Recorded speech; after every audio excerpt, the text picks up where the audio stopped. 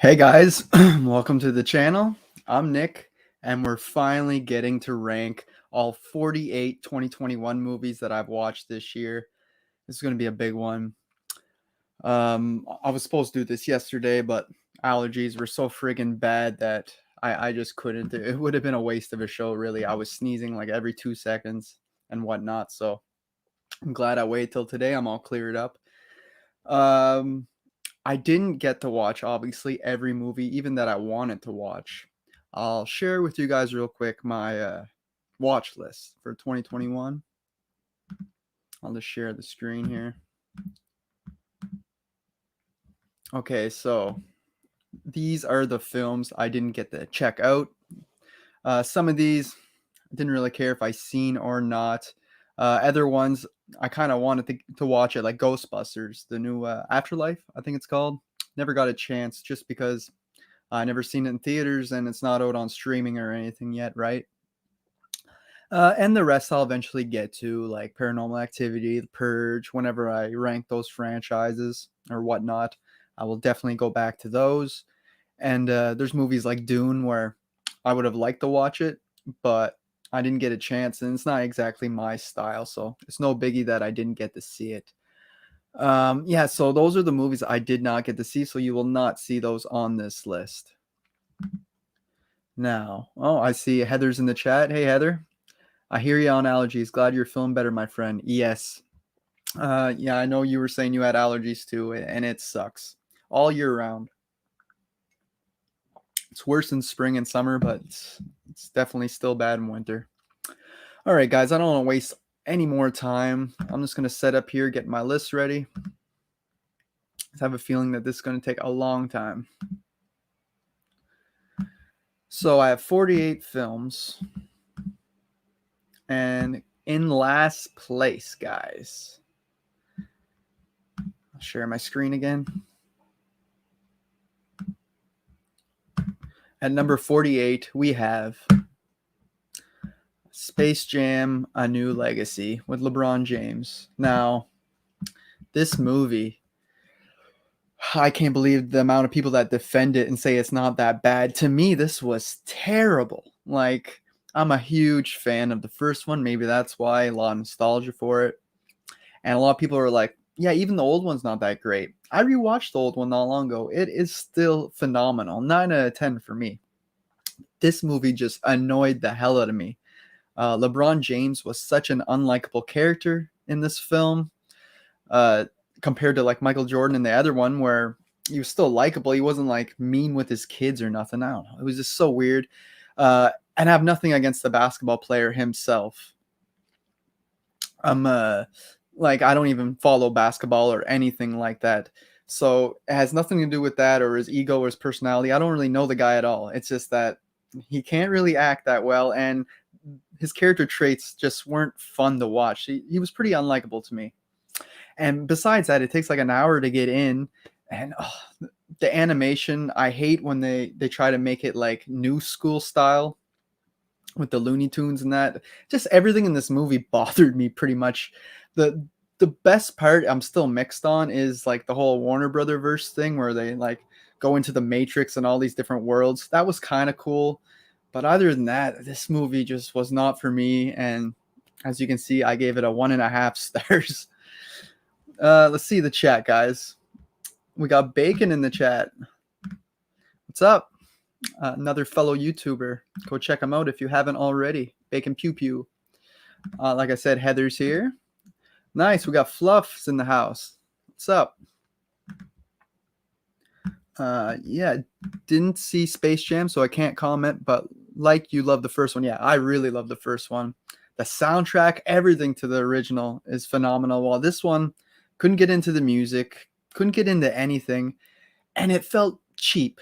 In the end, you get all these characters from the Warner Brother universe all watching the game, and they literally feel like cosplay actors. They don't feel like the real thing. And this movie just wasn't for me. I know some people liked it, but it just wasn't for me.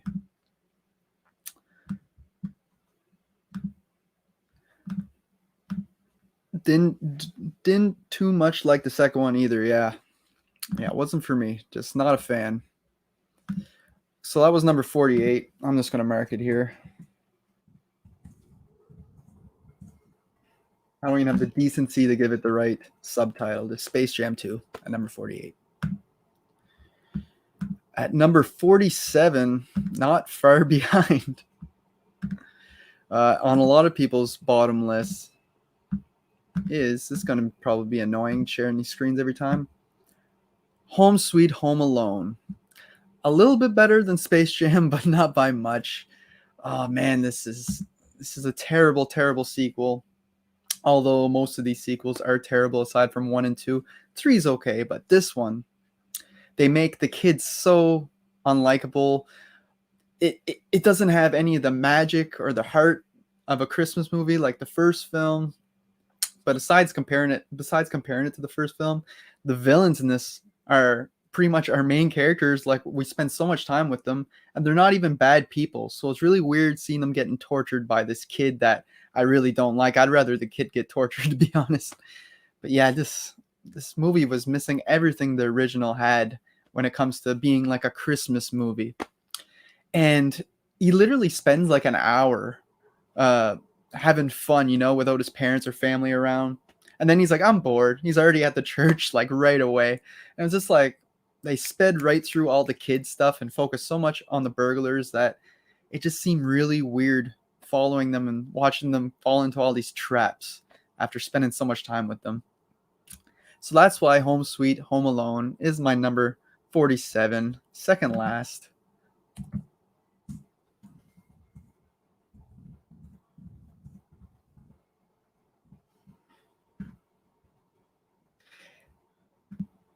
It has Home Sweet Home in the title. Motley Crue better be in it. Yeah, that's what I was waiting for. I was waiting for a cameo by Nikki Sixx or one of them, but it just didn't happen. And it's unfortunate because that probably would have helped the film.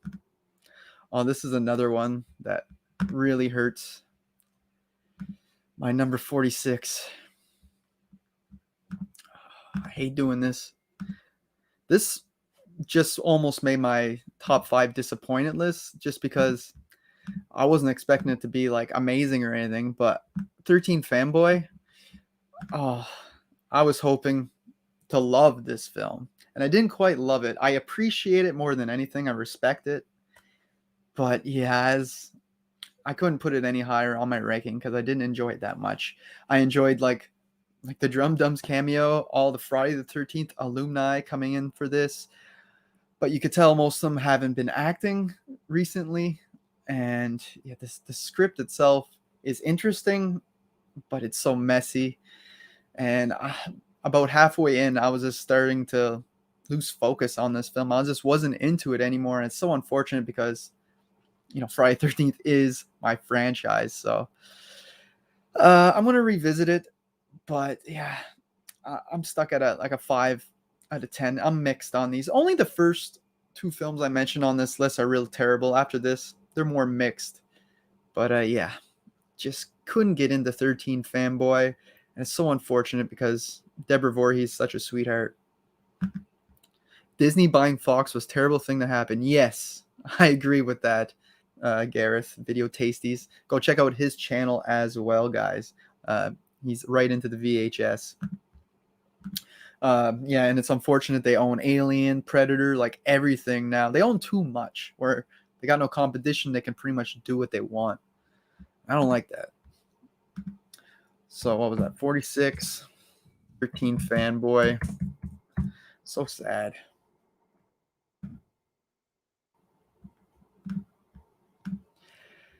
$45.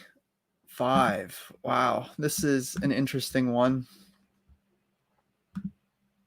At number 45, we got Titan. It's a French film, so I'm guessing it's like Titan, or stands for titanium. Weirdest friggin' movie. Oh, this one is so appraised and got such high ratings everywhere. And I was excited to get into it. And it's just so unusual and unnerving. The experience I had with this film was a lot like Requiem for a Dream, that film, except I actually like Requiem for a Dream. You know how it makes you uncomfortable in that? Well, I felt the same way with this film, except I wasn't enjoying it at all. It was a chore to get through after a while. I like the themes in that of the movie, but the movie itself was just not for me. You got scenes with this girl like giving herself an abortion, and it's just really weird. Especially by the end, you're like, "What the hell am I watching?" It's very much like an art house film, but with some very unusual horror aspects woven in, and it just wasn't for me. I know it's trying to touch on the themes of like if you don't grow up with parents or parents that really respect you and like want to do good for you, that you'll this could happen or whatever. I know understand those themes that they were going for, but this movie just wasn't for me. Let's see what Heather has to say. Titan looks bonkers. I might watch it tomorrow. I have heard both good and bad. Yeah, just wasn't for me. It's not a bad made film. Very well made. The acting's pretty good. It's just the subject matter is weird as hell. And you'll know by the end of the movie, you're like, what the hell am I watching? But yeah, it just wasn't for me. And there's a few movies on this list like that. But this one's just like, really, I'll never watch it again because it's like, I just was uncomfortable watching this film. So, what number was that? That was number 45. And that will be not on a lot of people's bottom list, just mine, because I really don't like it. Yeah, I didn't like the look of it either. Video Tasties, not for me. Like I said, it gives you that uncomfortable feeling of like Requiem for a Dream, except it wasn't pleasant at all to watch. Not saying that movie's pleasant, but I actually enjoyed going on that journey for some weird reason. But this, never again. Number 44. Oof. Number 44. I wasn't expecting this one to be this low either, which is unfortunate. It's a sequel, and it's click. Come on, Don't Breathe 2. Again, very mixed on this one. I was honestly just bored with this film. I love the first film. I think it's a solid like 8.5 out of 10. It got lots of tension. It's a really original concept with like the blind guy trying to defend his house, but he's a complete badass, right? Well, until you get to see the darker side of him. And yeah, this movie takes kind of removes everything away from that film and just takes that the old man, blind man, and has him as like a guardian for this little girl while these people are coming in to try to take her, kidnap her, and he's protecting her. Sounds okay, but to me, this was just boring. It was far-fetched. There were so many things that old man did that I was like, as if it's one thing to be in his own house, but in this film, they're like traveling and going different places. I'm like, there's no way he'd be able to fight and know his surroundings like that. And overall, this was just dull. And that's why where it is in my ranking. Space Jam 2 is worse than that lady doing that. Holy shit. Yeah, to me, I just because that messed with my childhood. It's just, yeah, that Titan or Titan is just so goddamn weird, man. Don't Breathe 2, number 44. Add it to the list. I'm putting all these in the live chat, guys, in case you missed one or not sure which number we're at. Number 43. Oh, this is another one everybody loved. Except me, I guess. Okay, I gotta get faster at the share and screen stuff. Number 43, is it? Yeah, 43, Willys Wonderland with Nicolas Cage. This had me so intrigued. Nick Cage, he's been crazy. He's always been crazy, but he's been more crazy than ever lately in these horror movies. And this one has him up against these animatronics. And I'm like, wow, this seems like such an interesting concept. And you watch it, and it's just not as fun as I wanted it to be. Like, I feel like this could have been so much more entertaining. Like, if they would have just played it safe with, like, I feel like it would have been better. But it was just not fun to me. Like, the animatronics weren't as cool or as entertaining as I thought it would be. Nick Cage doesn't say a word in this movie, just does like weird dance moves and stuff. It tries to be too different, I feel.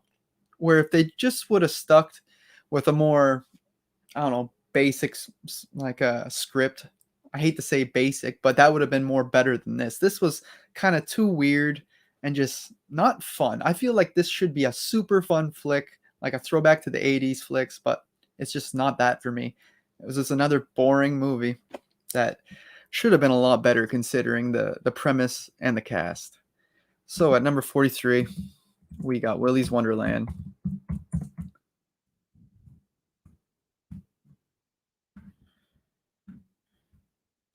Yeah, I agree with you, video tasties. You didn't enjoy it either.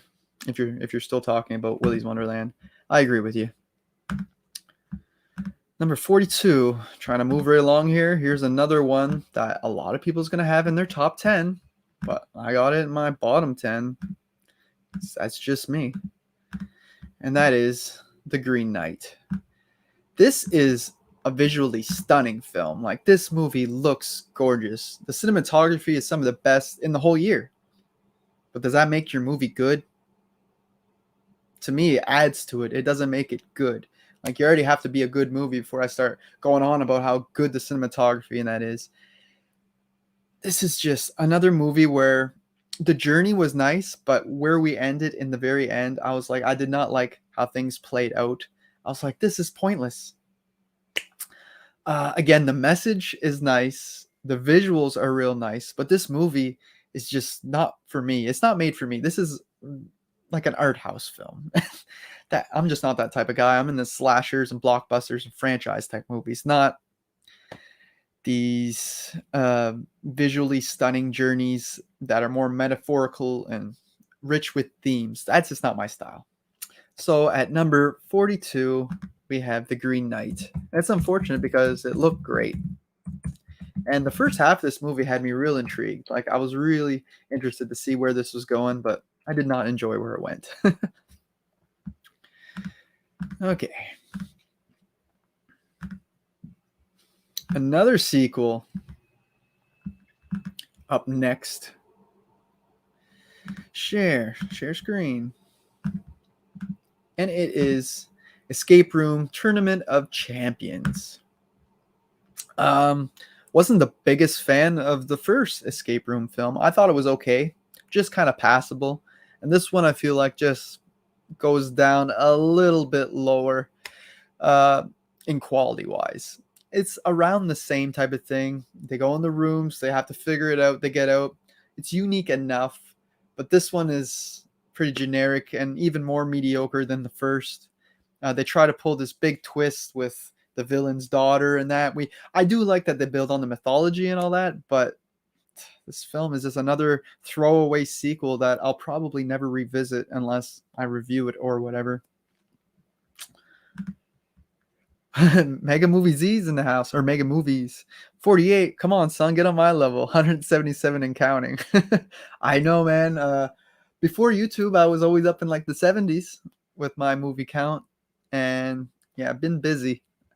Too busy to be doing 177. Holy shit. And you love The Green Knight, yes. And you also love that Titan movie that I mentioned even further up here, which, well, I see it's on your best of the year list. And I did not enjoy it. So it's just not my type of movies. Heather really had a lot of fun with Escape Room 2. Yeah, to me it was okay. I'm kind of mixed on it. Like I said, I like that they expanded on the mythology, but it just wasn't enough for me there. The traps weren't interesting enough, or the rooms, I should say. It's unfortunate because it's always like in Saw's shadow, even though they're like almost two completely different films.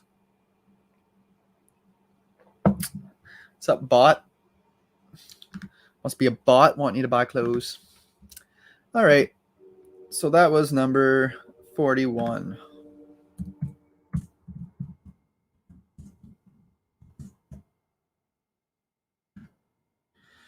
Up next at number 40, we have... Ooh, Heather. You're not going to like this.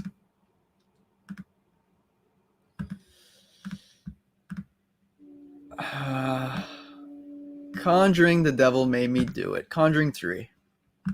Now, at one point while watching this film, I thought this was going to be my favorite Conjuring movie. At one point, like the first 35 minutes, 40 minutes are phenomenal. I love the whole court stuff, how this guy says the devil made him do it. Like he pretty much said it wasn't him, he was possessed. I love the hell out of all that. It tries to be its own thing and it works fine. But then we go on this like side quest to figure out what's going on with that guy and everything, and the movie just kind of loses me after that point. And I found myself bored, and I had to literally keep pausing the last like half hour, 40 minutes, because I was like, I gotta go get something to drink. I gotta go walk around because I just could not get into this anymore, which is so weird because, like I said, I love the first half. And like, I mean, Ed and Lorraine are still great characters. I don't think they do as good of job as they did in the first two films with their characters, like really developing them and making you fall in love with them. But they're still okay. They're not the problem. I feel like the problem is the story kind of falls apart halfway through. Yeah, Patrick Wilson and Vera Farmiga are always the best part of these Conjuring movies for me. Yeah, exactly. Video tasties, not scary at all, unlike the first two. That was another thing. Without James Wan, I feel like you lost a lot of that tension. For me, anyway. See, Heather loved it, but I get how people were disappointed. I fell in love with the characters. Yeah, it's like I said, it just lost me halfway through. Like I just wasn't invested anymore. But I love that first half. Yes, thank you. I saw Conjuring 3 in cinemas, and I was still bored. Okay, yeah. See, it's not for everybody. Pretty mixed on this. Also, I didn't mention, go check out Mega Movies channel, YouTube channel. Another great content creator. I'm a sucker for paranormal movies, though. They freak me out. Yeah, Heather, those are the movies that probably gets me the most when they work. But I'm just not a fan of most of the stories. Like most ghost house movies and stuff like that, just they don't really do much for me. Aside from they're a little creepy, but the stories in that, I can't really get invested in them half the time. We made it to the 40 mark with Conjuring 3.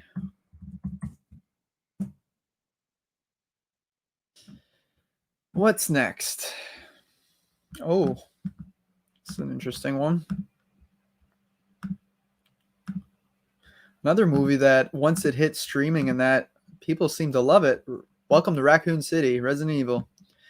I'm very mixed on this film. I've seen it in theaters. The first film I've seen in theaters this year. And it had such a great first half, just like Conjuring 3. Had great visuals. The sets were amazing, just like in the video games. But man, was that story rushed in the second half.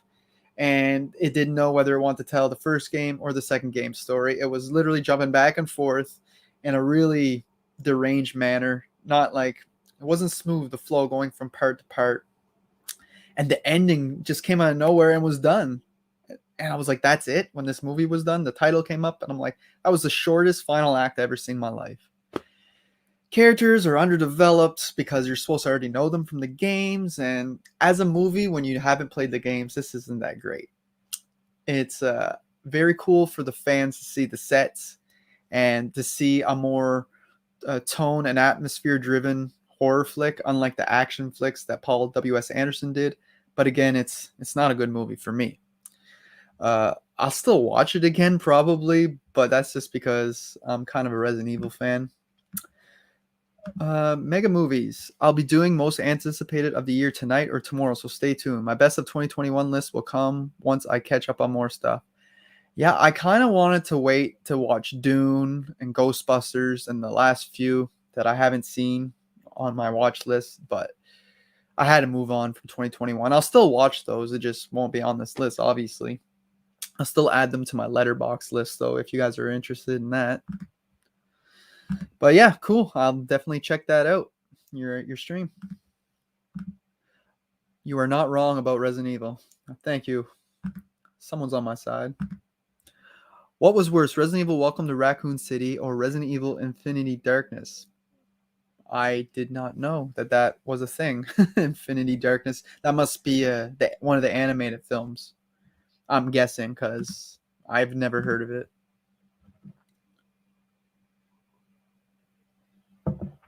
Mr. Andrew Parker. What's up, man? Welcome to the show. All right, number 39. No, number 38. Sorry. I'm going to write this before I forget.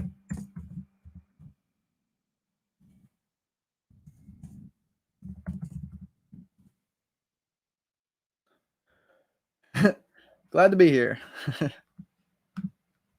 Thank you. Thank you. All right. Number 38 is something that we do not get very often anymore. So maybe that's why it was this high up in my list. Vacation Friends, comedy. I forget where I watched this. Maybe Disney Plus. But yeah, it was okay. Nothing special. Kind of mediocre, but it was worth a watch. We do not get comedies nowadays. That's like a fact. We may get like a couple a year if we're lucky. And we pretty much gotta look for comedy in like our superhero movies or our horror comedies.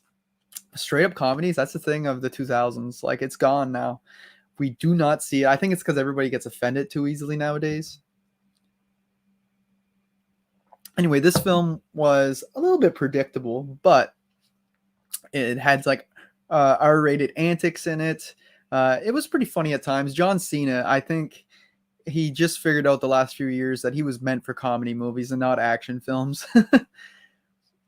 And yeah, this is, like I said, I don't have too much to say about it. It was good enough. I feel like they focus on 3 out of the 4 characters and one kind of gets left in the dust for most of the film. But yeah, it was okay. Not something I'll be rushing back to see. But when someone asks me, what's a good comedy lately? I mention this just because there's really not many comedies nowadays. Yeah, see, very true. Never seen a good comedy in a while. Yeah, like the comedies nowadays is like the Suicide Squad and stuff like that because we just don't get them on their own. Another one you haven't seen, and you've seen 177. Yeah, it was just okay. I'm just right on the passing mark. Ooh, Nick on Live. Yeah, it don't happen too often. But this was a special event. So, number 38, Vacation Friends. If you're interested on what was my higher up in my ranking, the numbers, Rusty, you can go up in the live chat. I've been marking them down. So, number 37. Ooh, a new one. Brand spanking new. I'll just mention chat. Did you ever see John Cena's other raunchy comedy, Blockers? Was a ton of fun. Yes, I actually preferred Blockers. That was even funnier than this one. And like I said, he's meant for comedies. Like I don't think he knew this when he first started acting, but it works.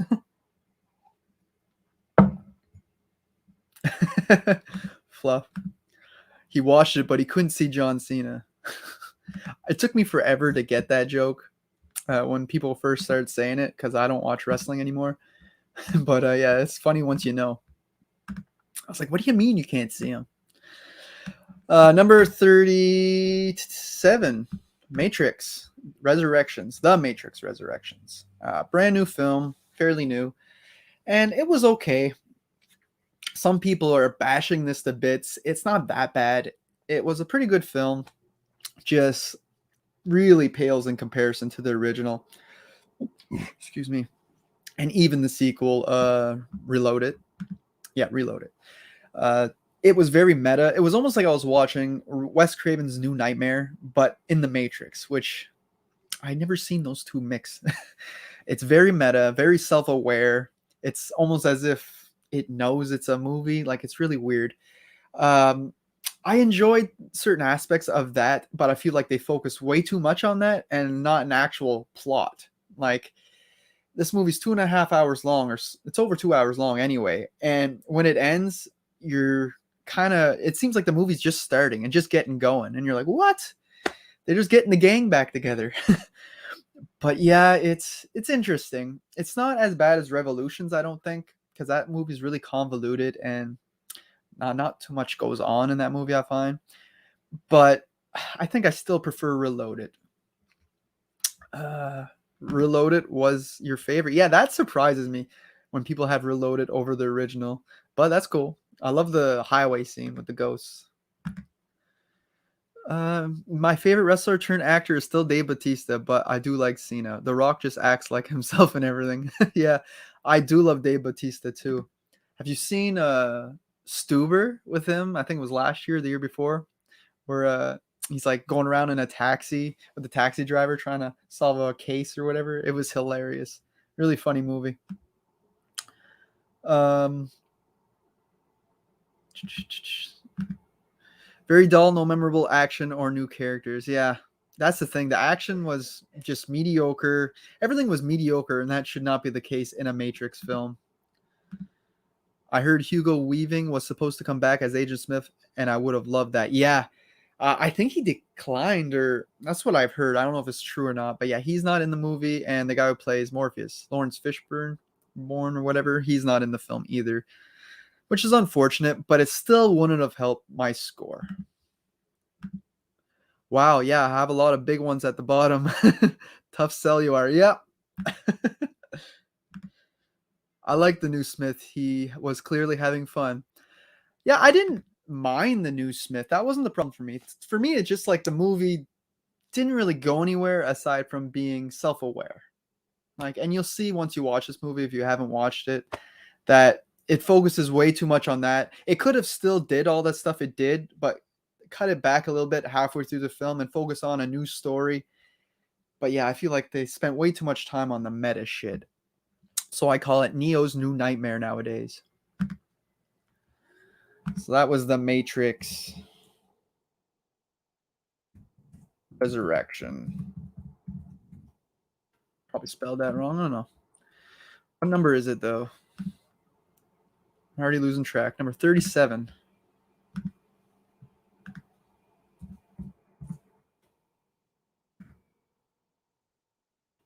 It was weird seeing Neil Patrick Harris as his therapist too. That was kind of weird, him being in that movie.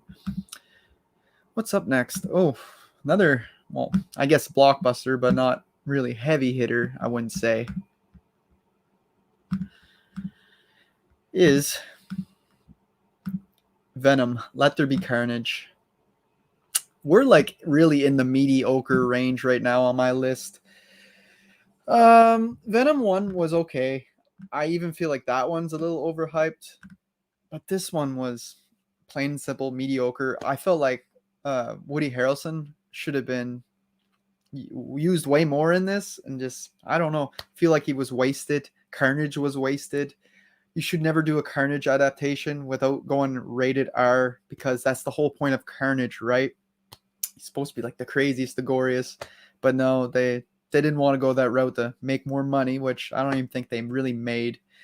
And all in all, this feels like a big setup for the titles at the very end, where we see how it's going to end up in the MCU at the end credit scene, but it's nothing big in that either, and you'll probably be disappointed what we do get to have him in the MCU. But yeah, this movie was just okay. Again, it's an okay time to put on a Sunday afternoon or something, but not something I'm ever going to rush back to. It's just too mediocre for me. Tom Hardy's still great. I think he owns the role, but everything else is just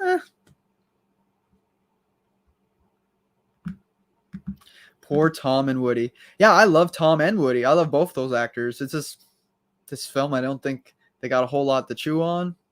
And yeah, it's unfortunate. And it was Andy Serkis or whatever his name. Isn't he the guy who plays let's check, the guy who plays Caesar? He's an actor too, isn't he? Yeah, film actor. He he did Mowgli too. Interesting.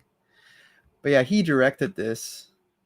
But yeah, it was just okay. I do prefer the first Venom over this quite a bit. You love the first Venom? Still need to see the new one, Heather? Yeah. Not as good in my opinion. I've seen it 3 times now and like it less each time. LOL. Well, stop watching it. For God's sakes. Carnage was garbage. Yeah, it's unfortunate because I think Woody could have made a really good Carnage if he was given the opportunity. If it wasn't just written as the shitty PG-13 flick, you know? Yeah, related to PG-13 mediocrity. When they cut shit down just to make more money and more ticket sales, it pisses me off. Almost bedtime here. We'll catch the rest tomorrow. Have a good night, mister. I know you're on the other side of the pond, so must be getting late there. It's 6:35 on the East Coast here. Have a good night. So yeah, that was damn, I keep losing track. We get so many comments. All right. At number 36, that was Venom 2.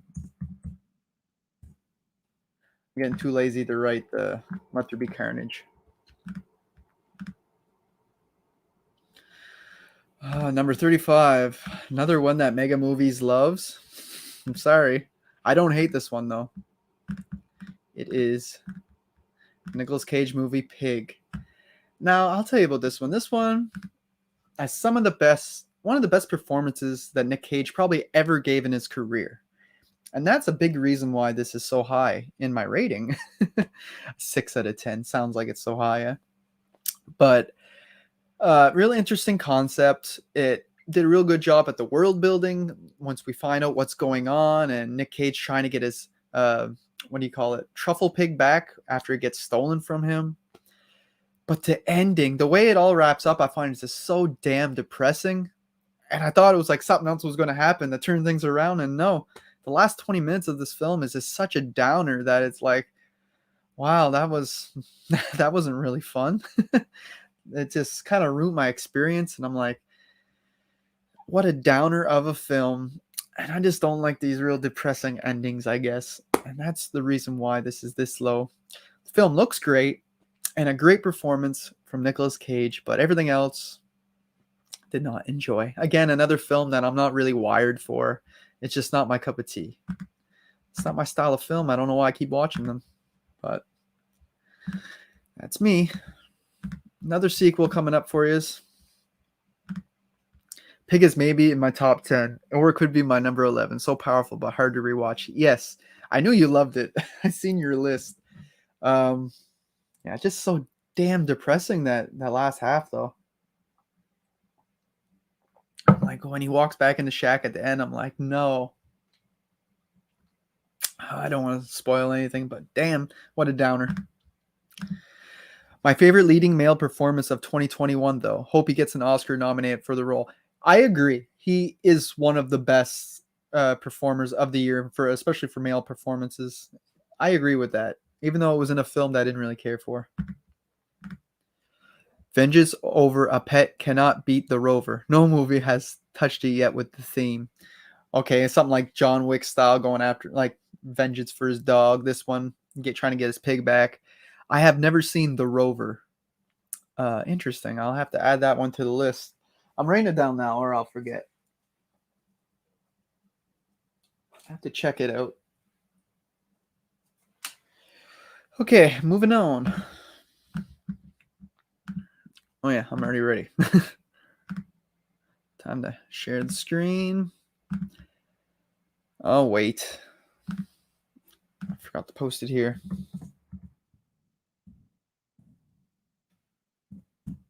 $35 was Pig. I'm just going to write the number from now, 34, so I don't forget.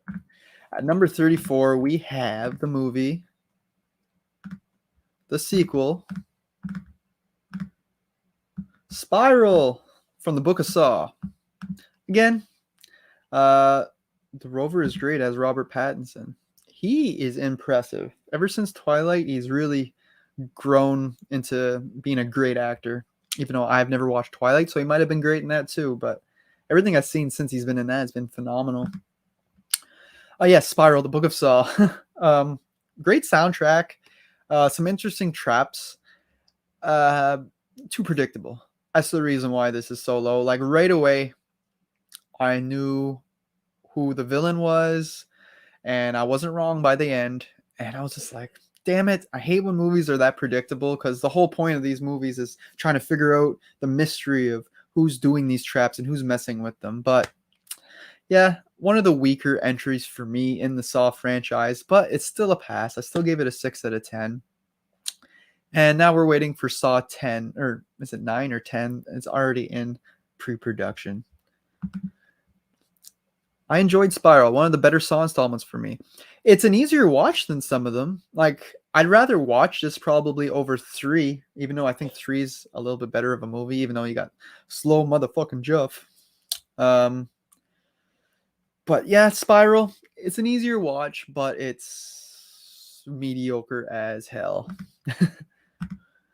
Not a big Saw guy personally, so Spiral wasn't for me. Yeah, I love the first Saw movie. That's one of my favorite movies of all time. I love it. It's in my top 10 horror movies, I'm pretty sure.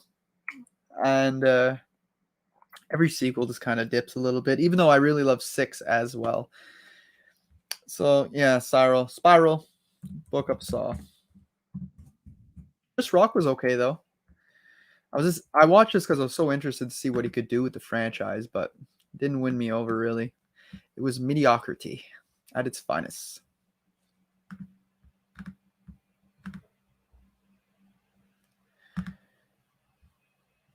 Now we're getting into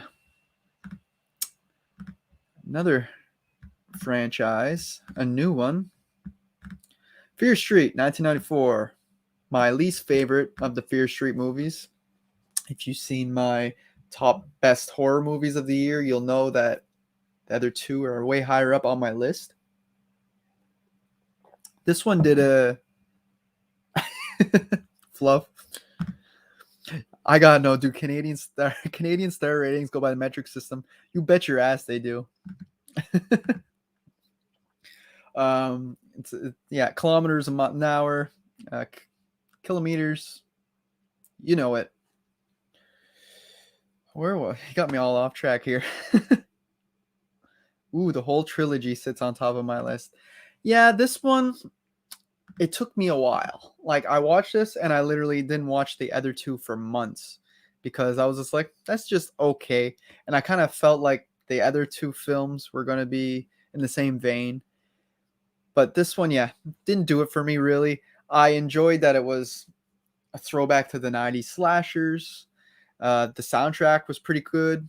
And all the little things like AOL and all the things they're doing on their computers in the 90s. That was a cool little nostalgia thing for me. But the characters I did not enjoy at all. The acting was okay. But the way the characters were written was terrible. And I'm so glad they got to redeem themselves in 1666. Really, the pill pushers are my favorite characters in this film, which says a lot. But not a fan of 94. But I'm glad the franchise picked it back up for me in the future with 2 and 3. I am a sucker for cheesy 90s slashers, but this was just okay. Yeah, for me too. It was just okay. It was no Scream or anything, even though I wasn't really trying to be. I'll type that first, I guess. 33.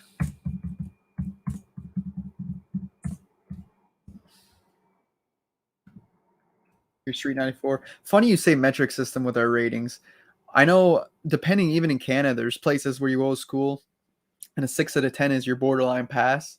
But then you go to the French school, like I was in English school, the French school is a 5 out of 10. I'm like, how's that fair? Like, we have to be smarter, I guess. It's bullshit. Anyway, number 32.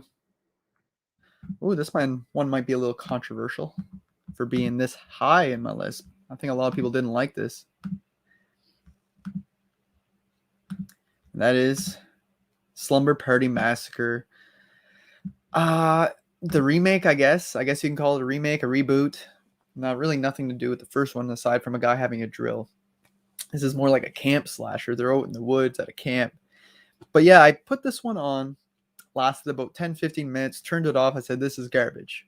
Luckily, the next day I was like, I'll give it another chance. I put it back on, restarted it. And man, was I wrong.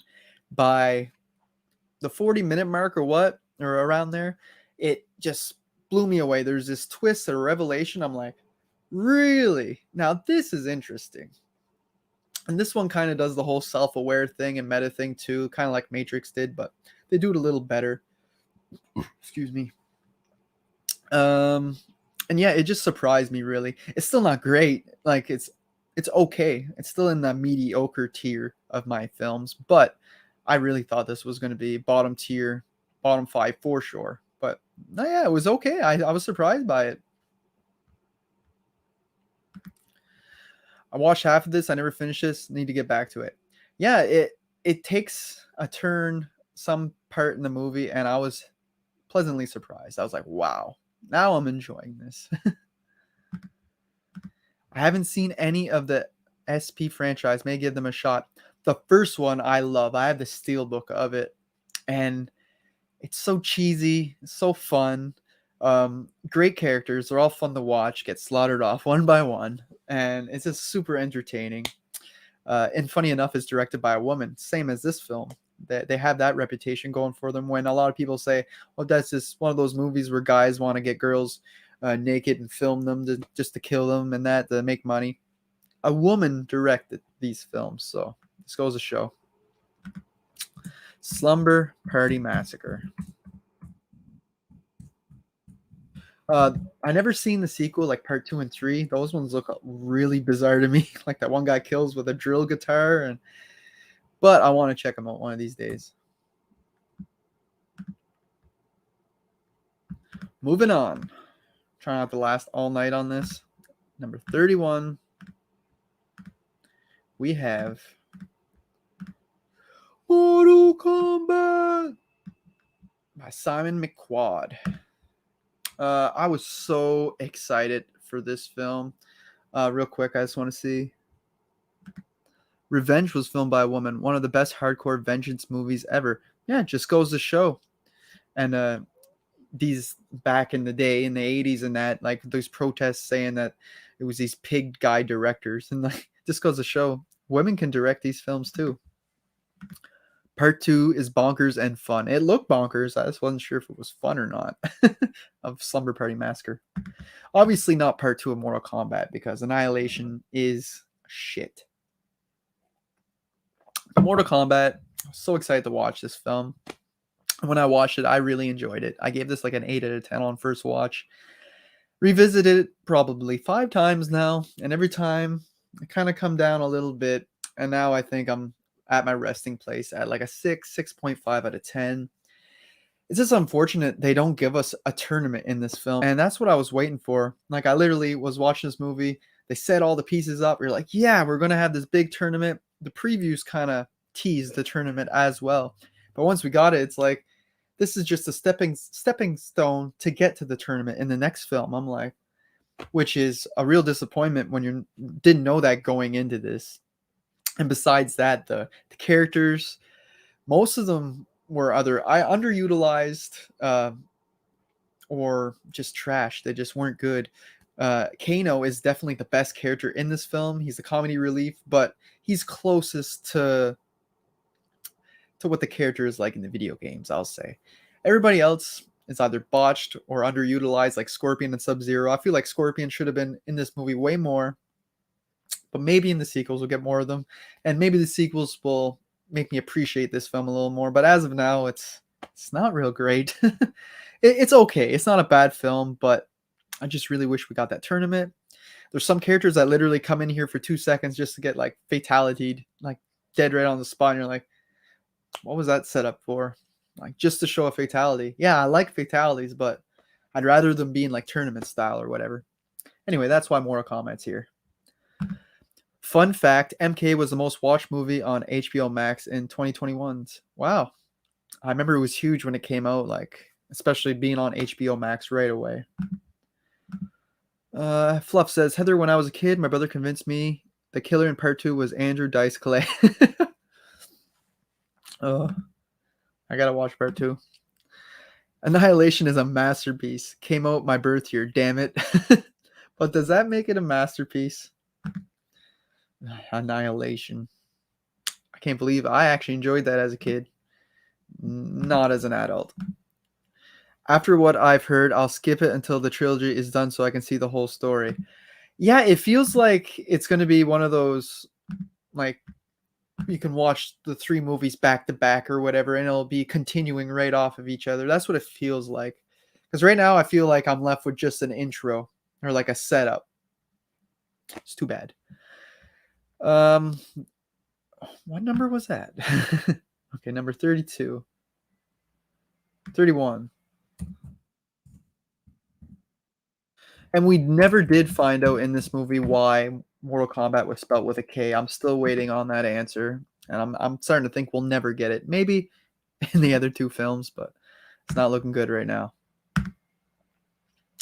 We made it to the last 30 movie, and it's one that you guys love. A lot of you do.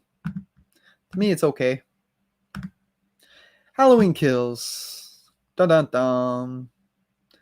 To me, this was more or less a stepping stone to Halloween Ends. I really dug Halloween 2018. I think that movie stands on its own perfectly fine, outside of the trilogy even. While this one, I feel like it's heavily, you really need to watch 2018 right before this, or like watching it on its own, it feels kind of out of place a little bit. There's not a whole lot of story going on. It's literally Michael going from point A to point B, and then we're waiting for ends. I know, Rusty. I know you love this. I'm sorry. It's just not. Sorry. Halloween's not my franchise anyway. I'm a Friday 13th guy, but look, it's Mega Movies' biggest disappointment of 2021. And it's not a bad flick. It's just, yeah, it's disappointing to me because the hype, it's all about the hype train with this one and how it's going to be the goriest and the most messed up Myers you'll ever see, which that's debatable because Halloween 2, Rob Zombie's Halloween 2, that guy's brutal as hell as well. So he got some competition. But overall, it felt weird. It felt like, especially when we go to the hospital scenes, it just feels so out of place and like kind of like, why are we here for so long? It was just an okay flick that it could have been a lot better, in my opinion. Halloween Kills was Heather's biggest disappointment. Didn't like it at all. Well, I'm glad you two are backing me up on this. We learned that Hawkins is as unkillable as Michael. True that. And that whole flashback scene was really cool and really well done. But the part where the guy shoots his own friend, police officer, his own partner instead of Myers, while he's like not even far away from him, is kind of ridiculous to me. That part never sat well with me. Yeah, not bad, but coming off 2018 and where my expectations were, is definitely the most disappointing. Yeah, that's the thing. I was so ready for this film to be awesome. Just didn't happen. My favorite part, though, will always be when the firefighters first find him when he's down hiding in the weapons locker and he comes out in the fire. Like, that scene's so badass. But I think it's because he's pretty much pulling a Jason Voorhees on them and just going all out on them, right? Taking them all out. Kind of reminds me of the field in Freddy vs. Jason, when Jason's just killing all the kids in the field. Hey, but the girl with the iron is the best character in all of 2021. Yeah, that meme was so funny. Can't believe I didn't actually notice it watching it myself, but it didn't take long for people to start posting that all over the internet. I am still hoping Karen is alive. I miss her and her Christmas sweater. Me too. That pissed me off, that ending. To tell you the truth, it felt so out of place and so out of nowhere, where there was like no build up to it or nothing. It was just bam, we kill Karen, and then the movie. It felt wasted to me.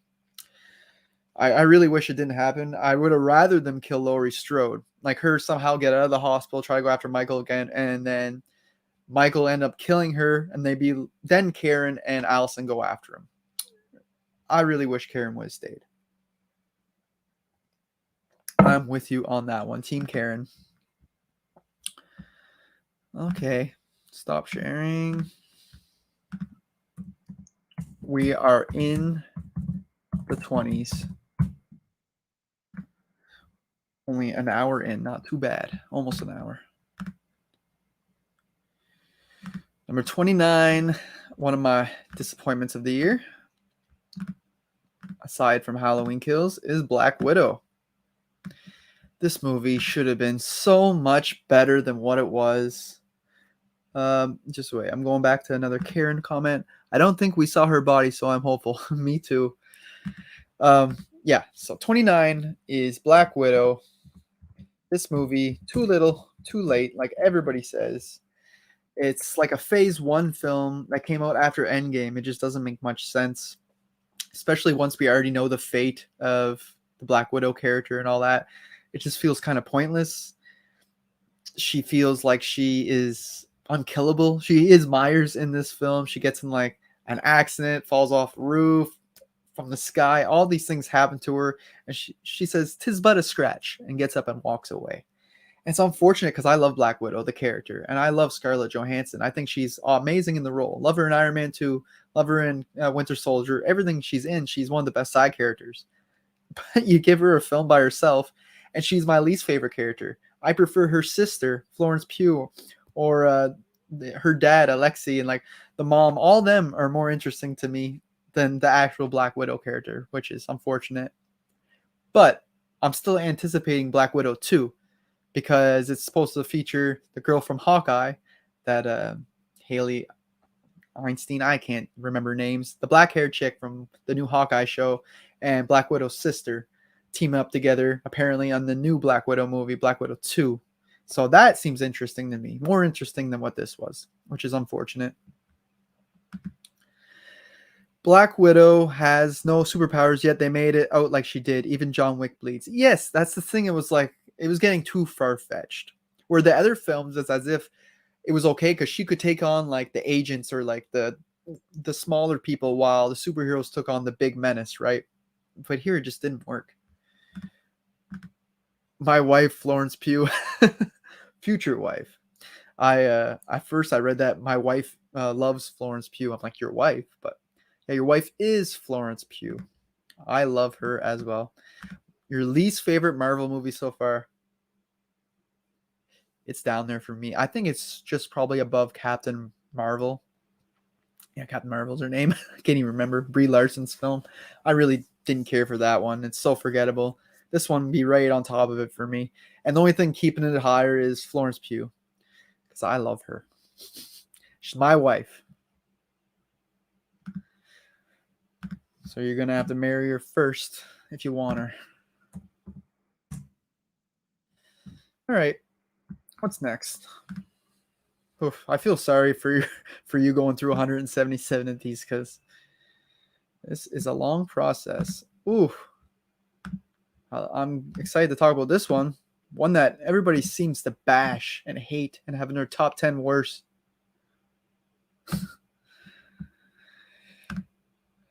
Old. I quite enjoyed this film. I don't get what everybody's crying about. I think that was an all right M. Night Shyamalan movie. Better than like Last Airbender and all the other shit that he's done, like in his shitty bottom tier stuff. This was okay to me. I enjoyed all the little body horror throughout. It was kind of an isolated film for the setting. And the whole twist at the end really worked for me. And I hear so many people complain about that. I'm like, really? And obviously you expect a twist in an M. Night Shyamalan movie. And yeah, it just worked for me. And I don't see where all the hate's coming from. It was a great flick that I definitely watch again in the future. Well, of course, my wife loves herself. I hope. I enjoyed Old 2, Nick. 4 to 5 for me.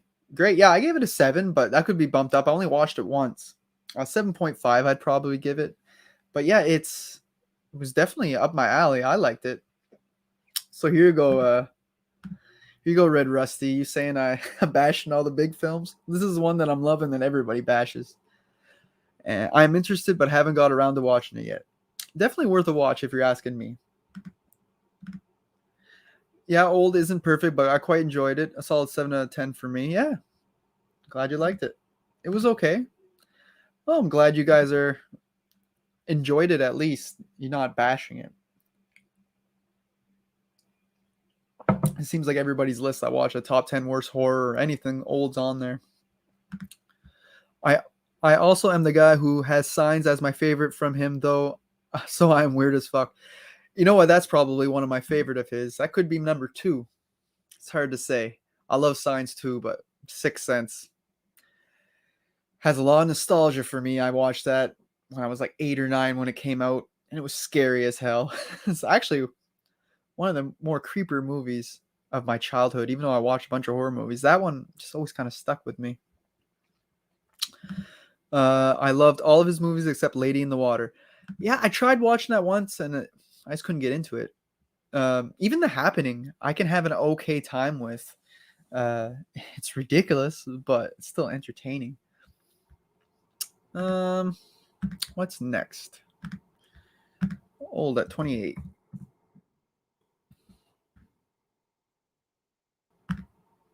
27. We have Army of the Dead. This was a Netflix film. They came out with what, Army of Thieves or something like that also this year, which I never got to watch. This was a zombie heist movie. I watched it and I thought that was okay, but given the premise and the actors and everything, I'm like, this should be one of my favorite movies of the year. And I just don't get why I didn't enjoy it as much as I should have. Even though I clearly gave it a 7 out of 10, like it was good, but it could have been better, I think. It could have just been more entertaining, I think. But then I read up on it with all the perhaps there's a whole time loop involved in this film and time travel stuff. I'm like, what? It completely went over my head. So I really have to rewatch this film whenever I get a chance, and maybe Zack Snyder's Army of the Dead will rise in my ranking. Who knows? But as of right now, it's sitting in the good territory on my list, good tier, at in around the 7 out of 10 mark, and it was good.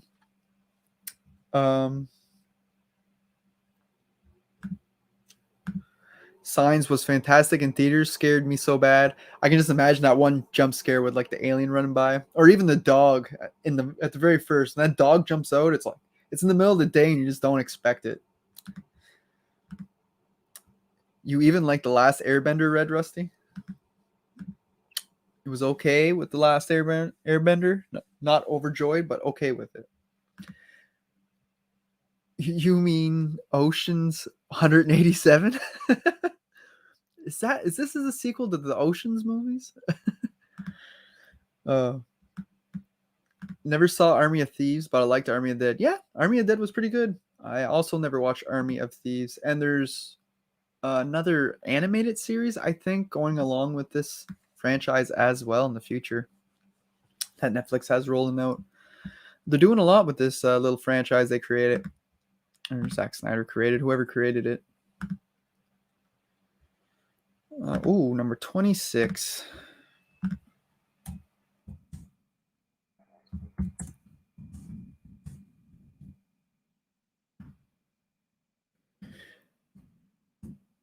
At number 26, we have Dum Dum Dum Till Death, the Megan Fox thriller, dark thriller, kind of horror. Not bad. It was okay. I did enjoy the premise. Was pretty cool how she's handcuffed to a dead guy while robbers are coming in and are gonna go trying to kill her in that. I thought that was pretty cool, especially her when she's like outside trying to get away and dragging this body through like the snow and stuff. Pretty neat, pretty tension filled. The two robbers or killers or whatever were really cool characters as well, especially one of them, how he was like kind of it was kind of like good cop, bad cop with two. Thought that was pretty neat. And overall, this was a pretty good flick. Nothing overly amazing or anything, but it was decent enough. Glad to see her back in a thriller. It was okay. Yeah, it was okay. Last Airbender is the only movie I walked out of as a kid in theaters and regrettably finished it later. Yeah, you're a fan of the actual Last Airbender show, man. 26 movies in and I'm having a hard time to talk. I never watched the show before, so I can't give much comment on that. I never even seen the movie. But I have watched Dragon Ball Evolution, and I love Dragon Ball, and yeah, one of the worst movies ever made. They completely botched that. Literally just watched Till Death last night as part of my snow day. Be a good snow day film. Till Death was my second biggest disappointment. It was so boring to me. Not enough tension. Gave it a 2 out of 5. Yeah, I didn't really go in with much expectations or anything, but to me it was okay. Excuse me. Well, I'm all done my coffee. Could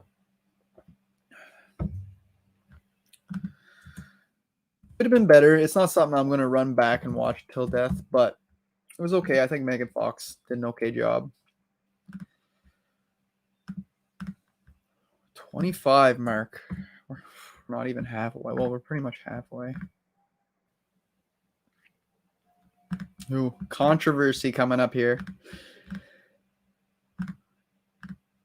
At number 25, we got A Quiet Place 2. Now, people love this film.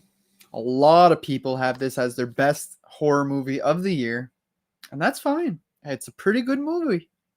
But to me, this was nowhere near as good as the first film. I like how isolated the first film was, and there was a lot of tension. It seemed like the threat was bigger. I don't know why. This one, it feels like they retreaded a lot of things. It felt more like a Walking Dead episode with them like walking down the train tracks and such.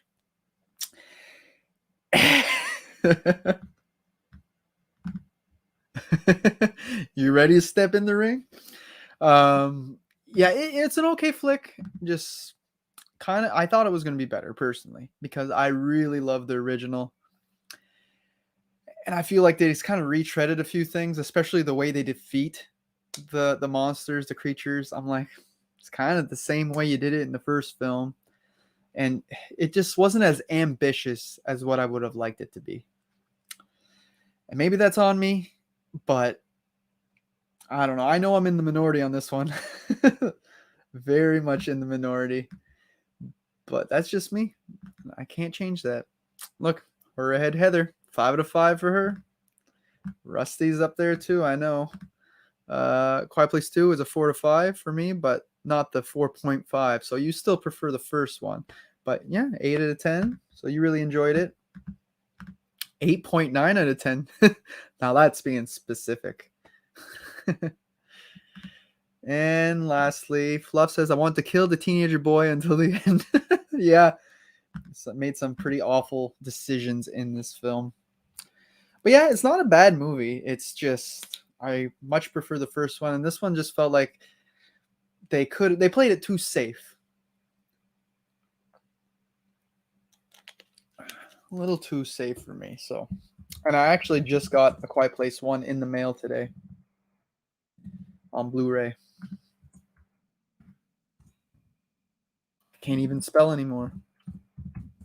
Quiet Place 2, number 25. Whew. We're at the halfway mark officially with, ooh. Now we're getting into the better ones. Candyman, not remake, the sequel. This was a pleasant surprise. I'm a fan of the first one. This one doesn't go straight too far away from the first film in quality, in my opinion. First one has a little bit more atmosphere.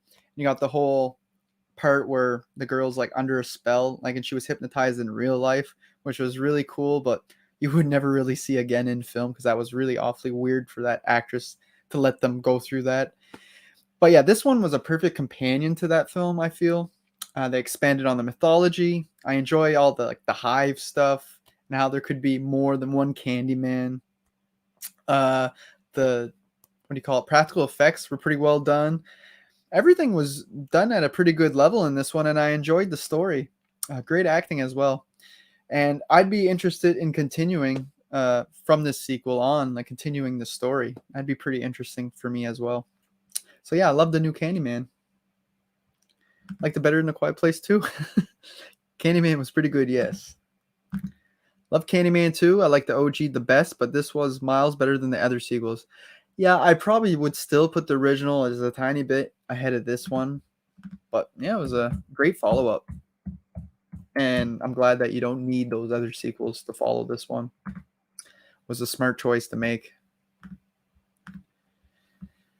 Okay, that was 24. This was another pleasant surprise here. I didn't know nothing about this film until I watched it. That is Werewolves Within, being dubbed on some websites as the best video game adaptation ever, which is crazy because I watched this not even knowing that it was a video game. It's a cool little whodunit in a town that's very like politically separated, divided, like with the conservatives and liberals. They're very much at odds in this film, and it's about a pipeline going through the town and that. And all these people are basically getting picked off one by one and accusing each other. But guess what? There's a werewolf in the mix, which is a real interesting twist on the whodunit genre. So definitely check this one out if you haven't already. It was a real pleasant surprise, especially since I had no idea what I was getting myself into. Saw this Tribeca Film Festival and it was fun. Yeah, I enjoyed it quite a bit. Good little twists and turns, keeps you guessing, and great character interactions. Never heard of it. Under my radar. Yeah, it was pretty much under everybody's radar. I feel like not many people talk about this one, which surprised me when I seen it as a #1 candidate for video game adaptation. I just bought Werewolves Within. Can't wait to get it and watch it. Heard good things. Yeah, it was definitely a fun one. You'll enjoy it. I always love a good whodunit. That's probably one of the reasons why I love Scream so much. Werewolves Within.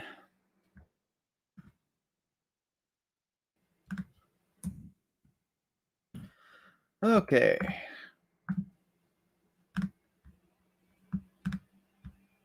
Next up. Ooh, this is one that you put on my radar, Heather.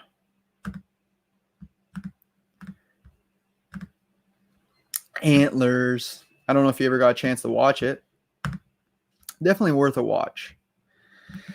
Not the typical creature feature Wendigo movie I was expecting. It really has a lot of themes and messages going on here, like metaphorical shit that I'm usually not super into, but it really worked with this film. Having a kid, you know how you're growing up in having a certain childhood could affect your future, kind of deals with stuff like that, and how not to judge people. There was a lot of cool little aspects to this film, like about bullying, about everything. It had a lot of themes. I don't think it completely got all those themes like to the forefront of the film, but I appreciate that they went through them all. And the film itself was really creepy, full of tension, and it had me on the edge of my seat quite a few times. And the creature design is great as well. I gotta say, Love Face XYZ has some interesting takes on all of these movies. Cool. I never heard that person. I'll have to look them up. Love Face XYZ.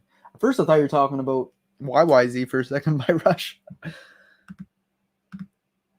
And I've never heard of stripping without clothes.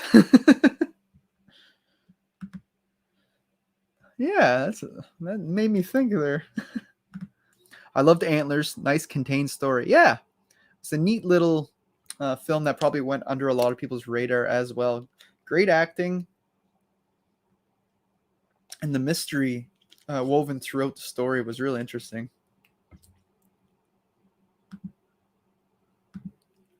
I just came out today on physical media. I haven't seen it yet. Oh, the movie, yeah, Antlers. Yeah, I had to stream it. But yeah, it was definitely worth a watch. It's a troll who's spamming your chat. Oh. Oh, Love Face. Okay. I get it now. What's it say? Only strips without clothing. We're all gonna jump on Love Face after this show. We're all gonna head on over to their channel and see what they're all about. How do bots strip, by the way? Where am I? I'm all confused. Antlers at number 22.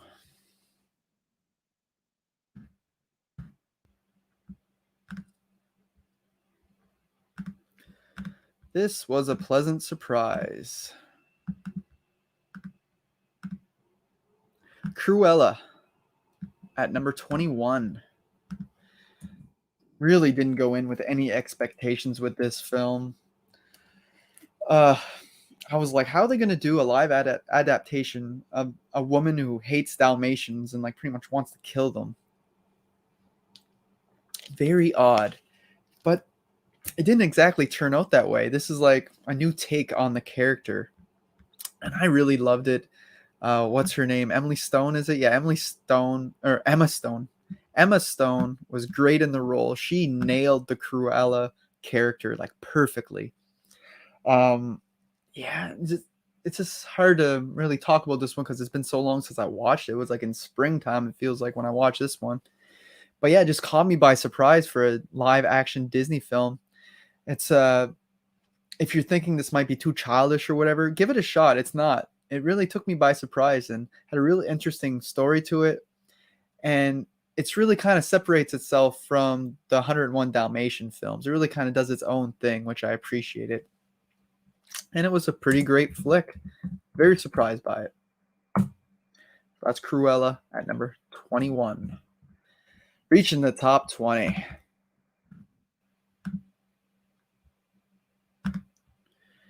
At number 20, we got a Shudder original, which I reviewed. Superhost. This was another quite a surprise. Just watched it on a whim. Never really knew much about it. I think I seen Mega Movies do a review on it, so I checked it out, and yeah, it was fun. It had a bad shit crazy villain in the host. I'm gonna see the actress's name here. Um, Sarah Canning, I think that's her. She was great. You even get a little small cameo from Barbara Crampton in this for all those old school horror fans. But yeah, she was like bad shit crazy, this host. And it's basically these two vloggers who go to a cabin and they do like YouTube or whatever and kind of review and rate these vacation cabins or whatever. And this is like the host of that cabin. She wants to make sure she gets a good review no matter what. And yeah, she does these like weird twitches and that, and you're like, something's up with this girl. But the movie just goes completely crazy in the final act, and it's awesome. Definitely worth checking out. Yeah, I heard good things about that. If they'll release it on physical, yeah, it's hard to tell with Shudder. It's only half the films get released on physical media. The director actually commented on my review. So cool. That's awesome, Mike. Yeah, it's always cool when you get recognized by like the person that made the film you're talking about. It's never happened to me yet. I had bands in that comment on my music reactions, but never had a actor or director. Fluff says, yes, I love this movie. Yeah, it was awesome. Bad shit crazy, and it was right up my alley. Very small scale too. Only a few actors in it, like maybe 4 or 5. But yeah, they definitely kill it in that small environment. Wow, I almost pushed end broadcast by accident. It's going real great. Number 9, I got my future wife. You can have Florence Pugh. You can have her. I'm going Kate Beckinsale. Got the movie Jolt. Now this was like a mixture of kind of like Crank and like John Wick kind of with the type of action and like, I don't know, like martial arts she does in this film. And she has to keep shocking herself with electricity so she doesn't have these like maniac murderous tendencies. Really cool concept, like a comic book type of flick, really action movie, but it was fun. I love Kate Beckinsale, and that's probably why this is this high on the list. I mean, the girl's like 48, 49, and she still looks the same as she did when she was in Underworld. Love her. And yeah, it's a really fun movie. You get to see her kick ass throughout, and definitely worth a watch. So go check out Jolt, number 19. My future wife. I'm looking for that pension plan. She, by the time I get to marry her, she'll probably be on her deathbed, but she'll probably still look younger than me. Interesting. Haven't heard of it. Not a good Wick clone since Atomic Blonde. Yeah, it's like if Wick had a baby with Crank, Jason Statham movie, like where he has to keep shocking his heart to keep going. It's kind of like that, where she has to keep like jolting herself just so she doesn't snap and start killing people. That's like the one way she can cope with it, which real interesting concept. And I'm all for originality nowadays. Um, what am I doing? Okay. Share. At number 18, we got Shang-Chi and the Legend of the Ten Rings. Another kind of a surprise for me this year. Never knew anything about this going in. Never even heard of Shang-Chi. It's kind of like Guardians of the Galaxy, where you go in and not hear of anything and come out and be like, wow, that was pretty great. This is not on the level of Guardians of the Galaxy, but it's still great. You got some kung fu in a Marvel movie, which, you know, they're spicing things up, changing things up from the normal formula, even though the film itself kind of still goes through that Marvel cookie cutter formula. But at least they add in the kung fu here and there. It has a great attachment to Iron Man 3, which I didn't expect. So make sure you go watch Iron Man 3 before watching this one. And yeah, my only complaint is around the end, the final act. It tries to be big and spectacle, but it's just these big CGI monsters coming out of this wall. And I'm like, the whole movie was basically more practical and with the martial arts and stuff. And then you go and throw these CGI big monsters that they always do in these Marvel movies, which I didn't hate, but it kind of was a disappointment. I kind of wish they would have stuck with the more practical stuff. But all in all, a great addition to the MCU, and I think it's like number 11 in my MCU ranking. So it was a great surprise. Have I seen the trailer for the new female action movie, the 355? No, I have not heard of it. I'm marking that down as well, and I'm scratching out love face. The 355. No, never heard of it. Shang-Chi was one of the biggest surprises of the year. I was so impressed by its themes and its action. Yeah, great action, great themes. Like I said, it was just like the visuals that were a little, especially around the end, kind of was like a little bit of a bummer after having some great like martial arts moments throughout with its action. That was number 18. Shang-Chi. I'm just going to put "and the Ten Rings."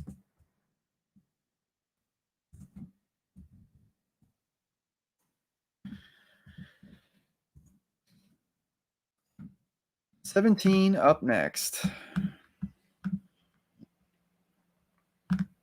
Ooh, I did not expect to like this one as much as I did. At number 17, we got Jungle Cruise. Now, this being a Disney like attraction made into a movie, I was like, this can't be good. And I was pleasantly surprised. It was almost like having another sequel to Indiana Jones. It was that type of adventure flick, which I feel like we don't get enough of nowadays. Had some funny moments. Brett would love the puns in this film, like The Rock. It's all about puns, and it's like almost too much. There's even a pun about him talking about rocks and being the Rock, and like talking about boulders and all this shit, all in like the same conversation. Where I'm like, Jesus. But yeah, it was hilarious at times. It had some pretty cool action scenes. A great adventure flick.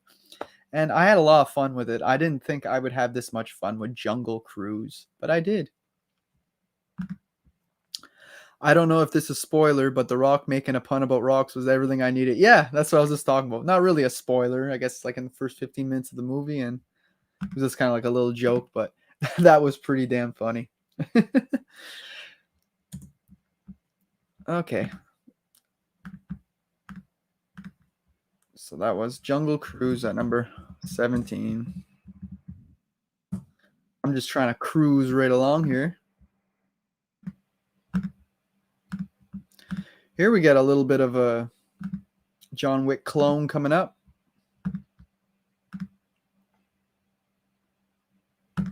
Oh my God. Gunpowder Milkshake at number 16. But first, I'm going to address the chat. Fluff says, one day Brett will marry Rapunzel. He will. While I have Kate Beckinsale and Michael has Florence Pugh. I don't even know where to go off of that. Gunpowder Milkshake, number 16. Uh, like I said, another kind of John Wick clone a little bit, except this one has Karen Gillan. I think that's how you say her name. I might be saying it wrong. She's a whole lot of fun in everything she's in. And she kind of has this like little like protege, like you're saying, by her side this whole film, which really spices things up. You having a kid with you while you're trying to do all this brutal action. And I just had a lot of fun with this. After rewatching it, it actually moved up in my ranking even more. I enjoyed it even more. Great cast. I love all the elders, like in this film. You got the like Cersei, like off of Game of Thrones, like her and her friends. They're all like in their late 40s, 50s, and they're still kicking ass. And it was just a whole lot of fun. And surprisingly, it got some heart to it too near the end. And yeah, it's definitely a fun flick. Love Gunpowder a lot. Yeah, I had a blast with it. Have you seen The Protege, another John Wick clone, and maybe the best one so far? No, I haven't. The Protege. Sounds so familiar, though. Best comment of the stream, Fluff. MVP. That, but he has a tight battle with friggin' Loveface. I have such a bad memory. I had to go look at what I wrote down. Him and Loveface are in competition for best comments of the night. Yeah, but Gunpowder Milkshake was a whole lot of fun. Go watch it. It's more than just a John Wick clone. It does its own thing. And yeah, like its tagline says, revenge is best served ice cold. Like a milkshake.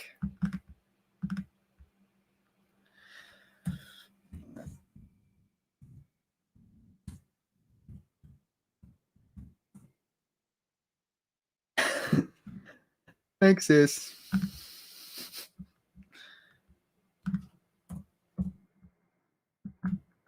Okay.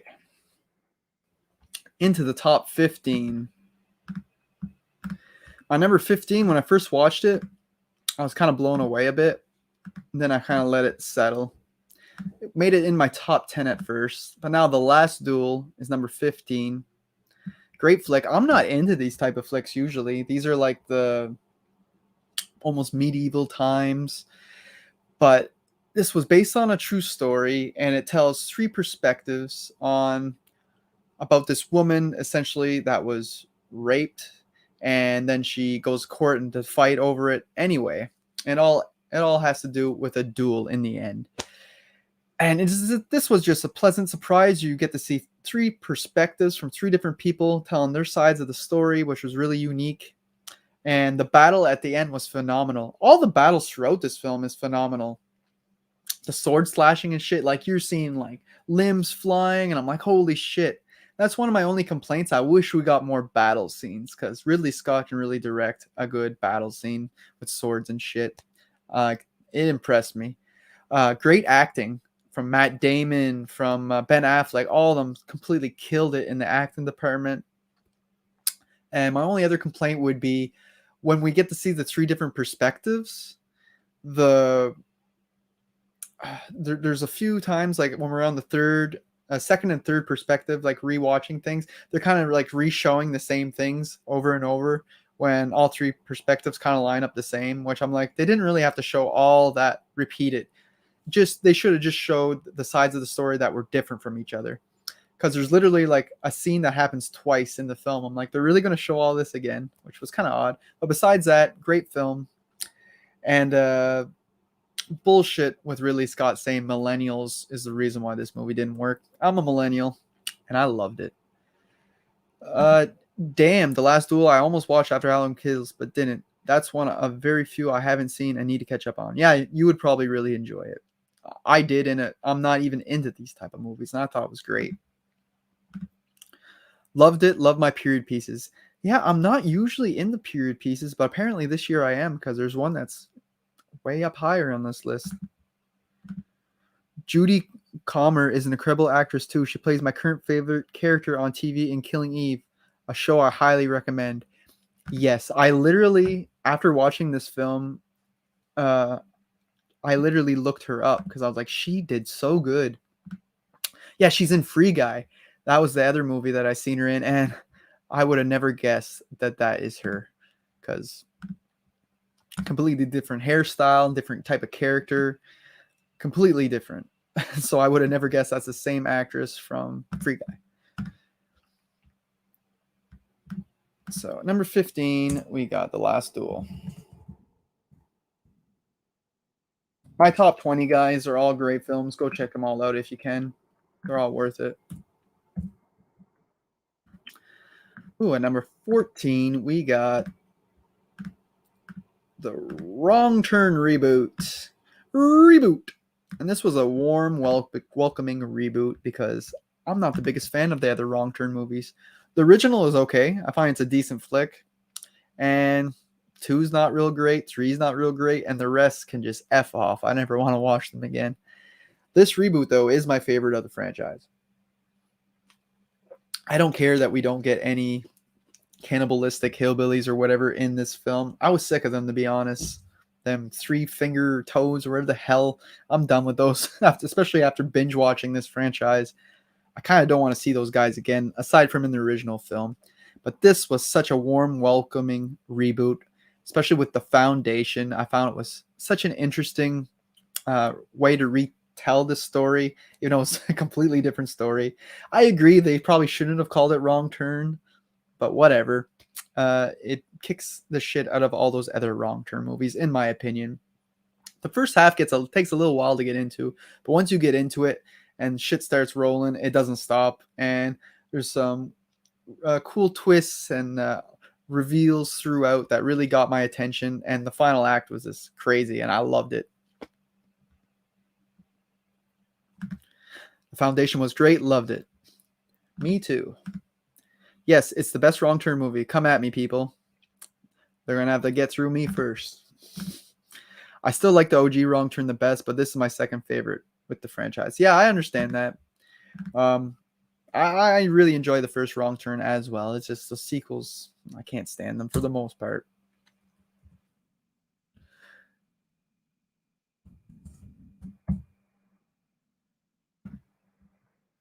Yeah, that's okay. I actually enjoy the original too.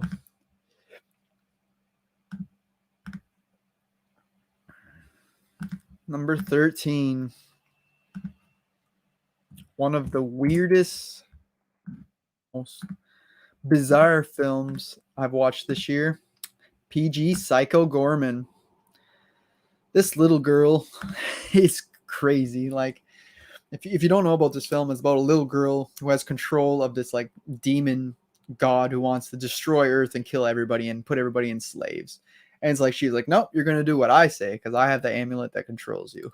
And that's your concept, and they just run with it. It's crazy. It's the practical effects are amazing though. Like the horror in this is pretty much the gore. There's not much other horror in this. It's more of a comedy, and I don't know how to explain this film. It's just crazy.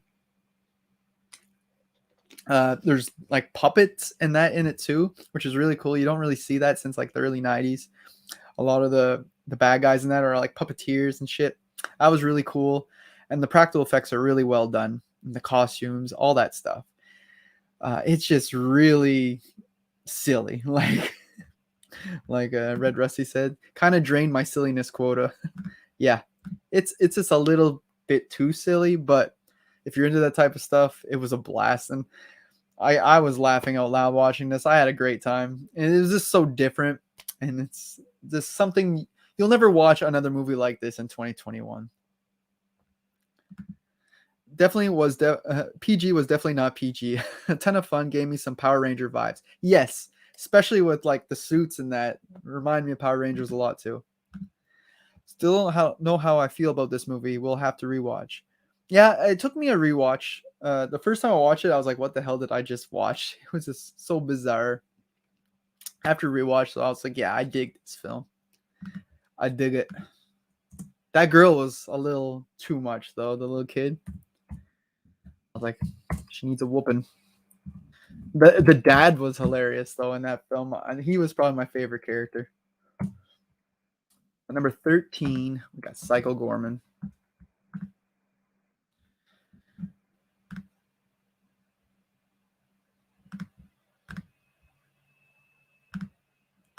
At number 12, we have Boss Level. We got Frank Grillo in this film. And if you don't like him, you're not going to like this film because he is in this movie 90% of the time. This is like a Groundhog Day type action film. And I love me some time distortion, time loops, time travel. It's my favorite subgenre, if that's even a subgenre. So this was a whole lot of fun. The guy just keeps waking up in the same day, like, he's stuck in the day, like Groundhog Day. And these people are out to kill him this day, a bunch of assassins and that. So he's figuring out slowly how to dodge all the bullets and like how to survive against these people. And it's just a real interesting film. Like I said, I'm just really into these type of films. I'm not the biggest action guy, but when you throw sci-fi in there, I'm all there. My only complaint was probably we didn't get enough Mel Gibson. He's the villain in this, and you can tell he probably filmed all of his parts in one shot and then left. But aside from that, great flick. What's her name's in this? I love her. Naomi Watts. She's great in this too, and the little bit that she is in this film. But Frank Grillo is the man in this film. A lot of great stunts here, and the action is phenomenal. Definitely go check it out if you haven't seen Boss Level.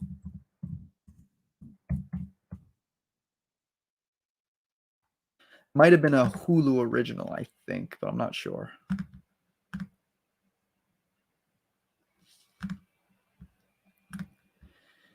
At number 11,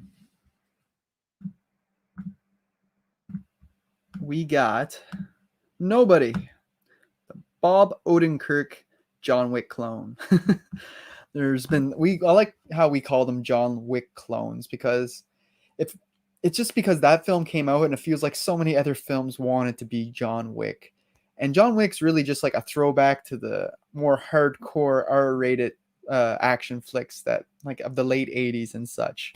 And it was just a breath of fresh air when that came out. This is like a John Wick clone, but I feel like there's more humor in there.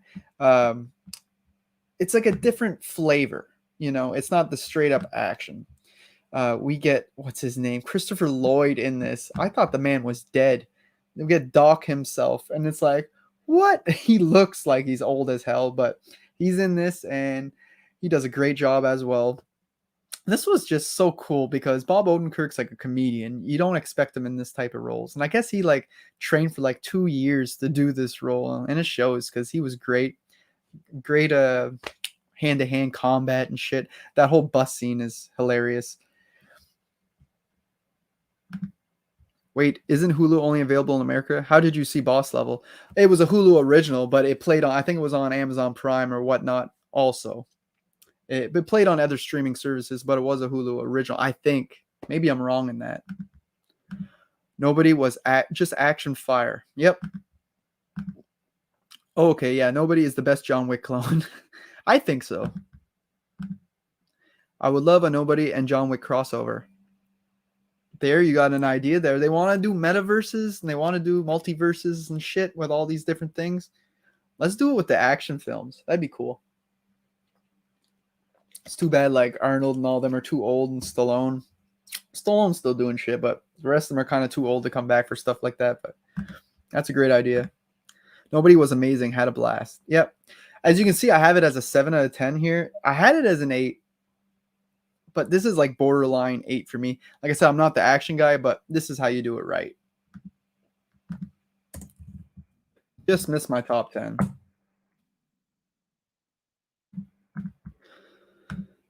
Now we are in the top 10.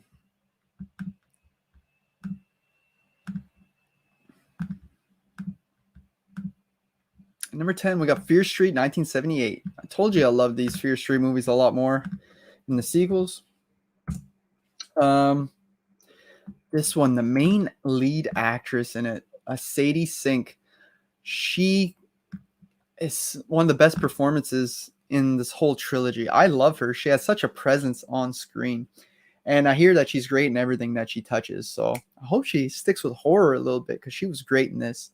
Got those great camp slasher vibes to it, like Sleepaway Camp, Friday the 13th with its setting, which I love. Some cool kills, great gore. It's all around great flick. And this really put me back on track for Fear Street. I'm like, okay, if these are what the films are going to be like, I got to continue on this trilogy. Which it's unfortunate 1994 put me off the track for so long that it took me months to come to this one. And I'm like, hell yes, this is way more up my alley. And it was fun. 1978 was yummy, my fave of the trilogy. Yeah, I can see that. I'm actually not too sure because just give me a sec here. Spoiler alert.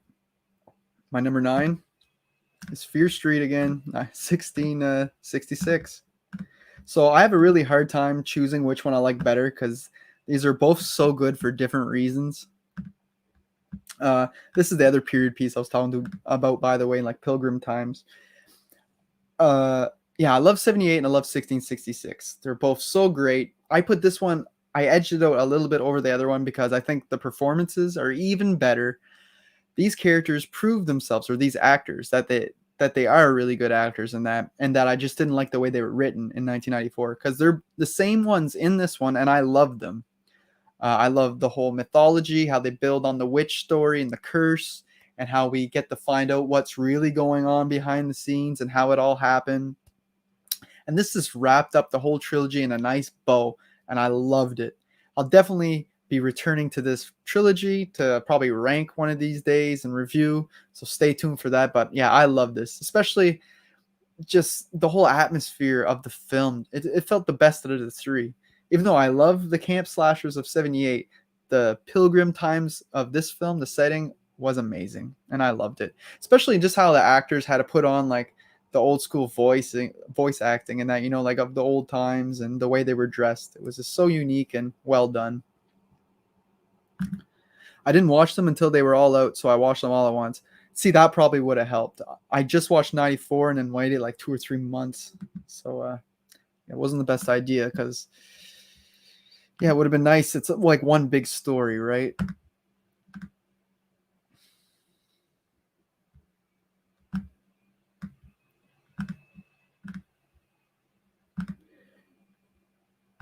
Heather says, Fear Street was a breath of fresh air. Not many good witch movies out there. Enjoyed the whole trilogy. Yeah, that's true. It is one of the better ones. And Netflix actually put out some a great horror trilogy, which they're usually not the best at with their horror, unfortunately.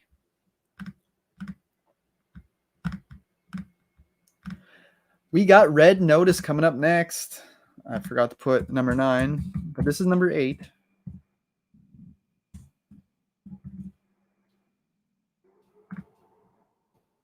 So yeah, number 8, we got Red Notice. This is a film that I didn't think too much of when it came out. I didn't watch it. I was like, and then I started seeing a lot of people starting to talk about it, and I'm like, I love this cast. I got to give it a shot. And yeah, the cast really elevates this film. Even without them, I do like the story. I like how there's a lot of backstabbing throughout. It's about these robbers and this cop following them, and the robbers are trying to outdo each other, see who's the best. And there's twists and turns throughout that were awesome. The cast, though, The Rock is always great, but like Michael said, he kind of is always just kind of playing The Rock. But Ryan Reynolds, one of my favorites, and he's hilarious in this. And Gal Gadot, I just love her and everything she's in. Wonder Woman is my DC film, one of my favorites, even though Part 2 is just okay. And yeah, she brings the sexiness in this. And yeah, it was a fun flick. It really surprised me. I did not think it was going to make my top 10, but yeah, I had a whole lot of fun with Red Notice. Glad you liked Red Notice. I just couldn't get into it. Yeah, I had a blast with it. I had a really good time. That being said, the part where Gal Gadot was in her bathing suit was fire. Yeah, I agree with that. Sometimes I feel like they cast her just for her looks, but I'm okay with that. Number 8, Red Notice.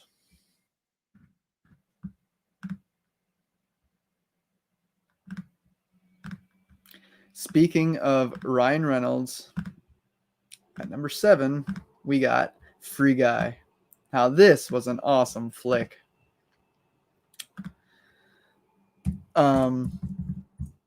Ryan Reynolds again, the Canadian sweetheart, is back at it with this flick. This is like if video games were real. Like this is a computer character, free guy. He's in, or I should just say guy. He's in this video game and he realizes that he's a computer character.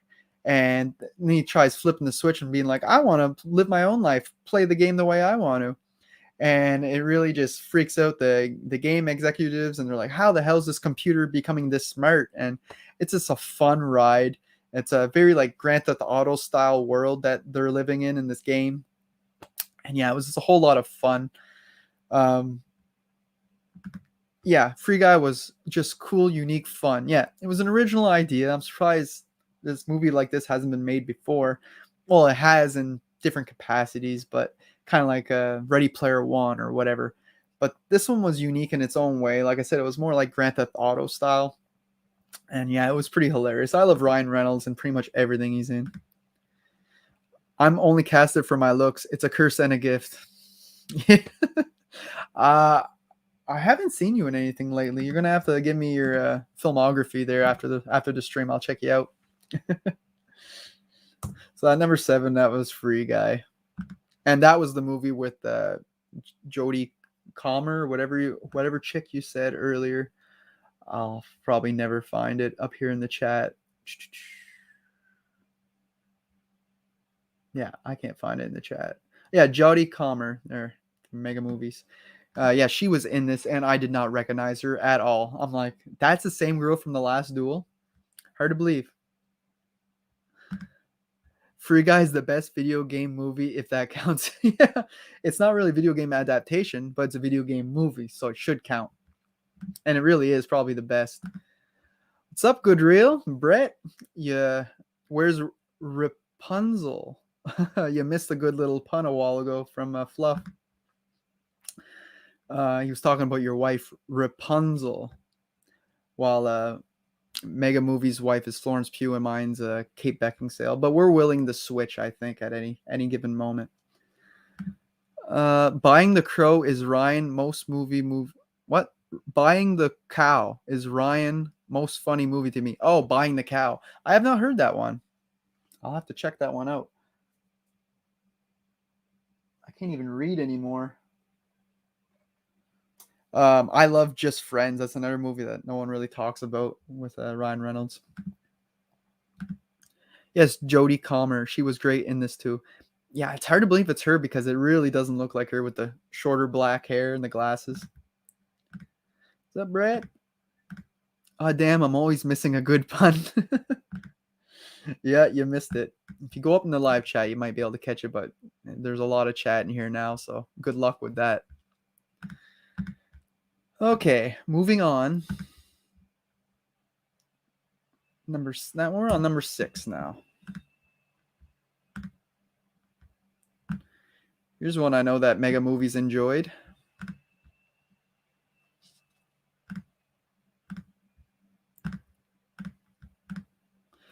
The Mitchells versus the Machines. The only animated film I've watched this year, actually, which kind of surprises me because I always try to watch a couple. Never even seen the Pixar ones or anything. But yeah, this one was awesome.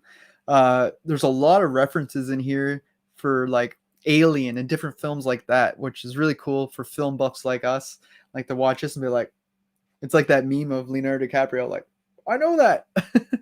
But yeah, the animation was really unique and cool. Really good themes and messages throughout about like coming of age and that, moving on to university and such. It was pretty funny at times. I didn't expect that with the 2 robots. Obviously, this is the Mitchells versus the Machines. The Machines are all against them, but there's 2 that turn good throughout the film, and they're just a whole lot of fun to watch. The Proposal is a lot of fun too with Ryan Reynolds and now the late Betty White. Yeah, The Proposal is good too. Fortunate, rest in peace, Betty White. That was a kick in the teeth here in that the other day. Oh wow, you haven't seen Enchanto, Disney or Luca? I'm surprised.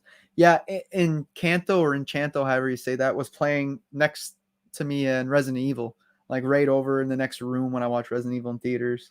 Never got to see it. I see it's on Disney Plus now, but just didn't have a chance. And Luca, yeah, I missed out on the Pixar film. I'm pretty sure I watch every Pixar film except for that one, so I got to get on that. Maybe do a Pixar ranking one of these days. But yeah, it surprised me too that this is the only animated film I've watched, but it is one of the better ones I'm hearing of the year.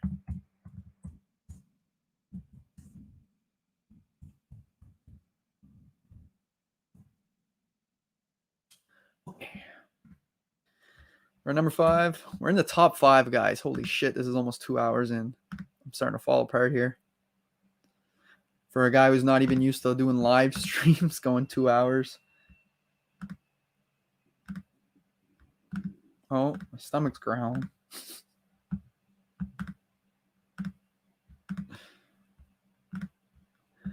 Oh, I'm having a real hard time here. At number 5, we got The Night House. A really good horror movie, like one of the better ones of the year. I think this was number 3 in my year for horror movies. This is the creepiest for me. When you jump in, you jump big. Hell yeah. Yeah, so The Night House. This was an awesome flick.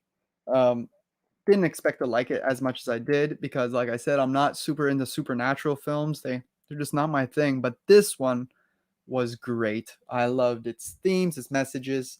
I was just sucked into the mystery of the whole thing. The film starts off with the main character's husband being dead. Like, we don't even see that happening. It already happened. And we're going through her grieving process. And then weird shit starts happening in her house, and you start to wonder, is that her dead husband or something else? And the mystery to that is just so good, and you keep unlocking clues throughout. And the pacing's great, everything's great. The visuals are stunning. Has that red tint like a lot of the horror movies this year, like Malignant and that, reminiscent of like the Italian films. And this was just a breath of fresh air. I loved it. I've been wanting to see The Night House, but just missed it. Yeah, check it out, man. Full attention. Great final act. I liked everything about it. Like I said, this is not my type of movie, but they did a really good job. The Night House was my interest big time. Yeah. Thanks to Heather giving me a digital code. I saw Night House and loved it. Oh, that's awesome. I love The Night House. Everything about it is amazing. Yeah, pretty much acting, everything. Like, I have it at an 8.5 right now. It could easily go up to a 9 or a 10. I only seen it once, so. You are very welcome, Wolfman. But yeah, this was a big surprise. And as of right now, like, everybody I talked to about The Night House loved it. So definitely go check it out if you haven't already.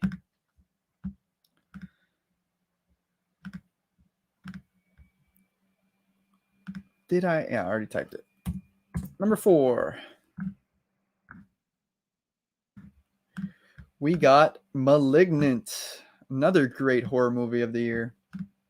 This is one that every time I talk about it, I'm always like, I always go back to my first watch where I was so shocked after watching this. I'm like, this is bonkers. Like, not in like a PG Psycho Gorman type of way, but in a James Wan way. Like, did not see the reveals in that coming at all. I was guessing things that didn't actually happen. It was something completely different, which I was like, wow. And I was completely mind blown. The second half of this movie is a real trip, and it's so original.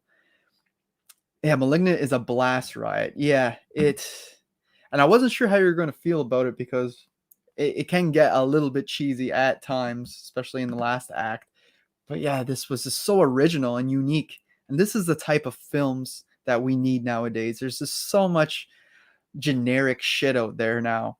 We need more stuff like this. This was visually stunning, great acting, bad shit, crazy twists, but it was just so fun. It was a blast, really. Brett says, never in my wildest dreams did I see the reveals in the third act. An amazing surprise that I'll always remember. Yeah, me too. I was guessing other weird shit, but yeah, what happened I never seen coming at all, and it was friggin' amazing. People who say originality is dead in Hollywood needs to see Malignant. Exactly. James Wan outdid himself. And again, this is another like almost supernatural type flick, especially in the first half. That I was like, am I gonna like this or not? And I fell in love. Again, this is another 8.5 out of 10. That's could go to a 9 or 10 on rewatch. I loved it that much. And yeah, I'm so happy James Wan is continuing to make stellar movies. This could be a franchise. Who knows? He did it with Aquaman, Insidious, Saw, Conjuring. I can see this turn into a franchise as well. I just hope that he sticks with it and not some random from Blumhouse. What's funny is I figured out the twist because of the name of the film. Yeah, see, I didn't know what Malignant was. I'm not that smart. The cover kind of gives it away a little bit, but I wish I saw it in theaters with another person because I kept wanting to look over and go, what the fuck, to someone, but I was by myself. Had to tell my husband about it later. Or unless you were the main character in this movie, you could have been talking to Gabriel. Yeah, sometimes certain movies you just want to be with certain people and be like, right there with you, Fluff, in the opening credits. Dang, I would have drove up to see it with you, Heather. Yeah, I just couldn't possibly do that because I live way too far away. Maine is probably, I don't know, depending on how you get there. If you go the fastest way possible, Maine's probably like 2.5 hours, 3 hours from here. Probably like 2.5. And yeah, we're attached to Maine if you're wondering where I live. So that was number 4, Malignant.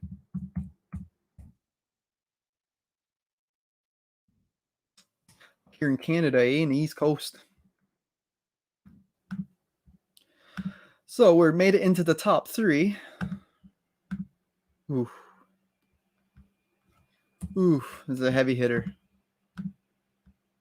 I knew I was going to love this. I just didn't know how much I was going to love this. Last Night in Soho. The newest Edgar Wright film. I love Edgar Wright. Everything he touches. There's only one film I haven't seen of his, and it was a spaghetti western film or whatever from the 90s. Really low budget, which I will check out. It's on YouTube, actually, if you want to go check it out. I think it's like a really low budget to it, though, on that. So, but everything else he touched, Shaun of the Dead, Hot Fuzz, Baby Driver, love everything he touches. And this is no exception. This is just very different from anything else he's done. Very stunning visually, like probably the most stunning visually all year. That and Malignant, it's pretty close with its visuals. They're both so great. So is a masterpiece. As you can see, I have it as a 9.5 out of 10 right now. It's probably a 10, but I will be ranking the Edgar Wright films one of these days, so you'll see my ranking. It's definitely top 10 or 15. I was floored by it. Yeah, I loved it. A lot of people didn't like another very original film. A lot of people didn't like the final act. Me, I loved it. That just really hit it home for me because then it almost became like a slasher film at the very end. But yeah, I was wondering where the horror was my first time watching this because I was like, I thought this was a horror movie. And the first hour literally has none. It's more of a drama, kind of a coming of age, like going to school and leaving your house for the first time, and this girl that has a gift, right? But then when you move into that second half, it's like, holy shit, now the horror is entering the room. And it was just a blast from front to finish. Great acting by performances by Thomasin McKenzie. That girl, the other one, Anya Taylor-Joy, the one from The Witch, she did a great job as well, the one with the big eyes. She did a phenomenal performance. But our main lead, that is probably my favorite lead female performance of the year. You saying Nick Cage was the best male for Pig, which I might agree on, but I think she did the best for females. For me, anyway. She was phenomenal. She completely sold her character. And yeah, I just love this film, Last Night in Soho. It's one I can put on anytime. And you wouldn't think it'd be the most rewatchable film, but it is. I already watched it 3 or 4 times now. Love this flick. It starts out as a real slow burn, but ends full blast. Yeah, I agree. As the movie goes, it just keeps picking up pace. And I just love the whole mystery of the crime she's trying to solve from the past. It's really interesting. So that was number 3, Last Night in Soho. Down to our bottom 2, or top 2, I should say.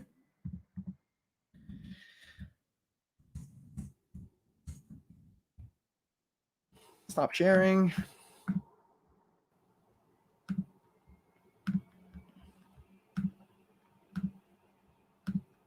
At number 2, we have Spider-Man: No Way Home.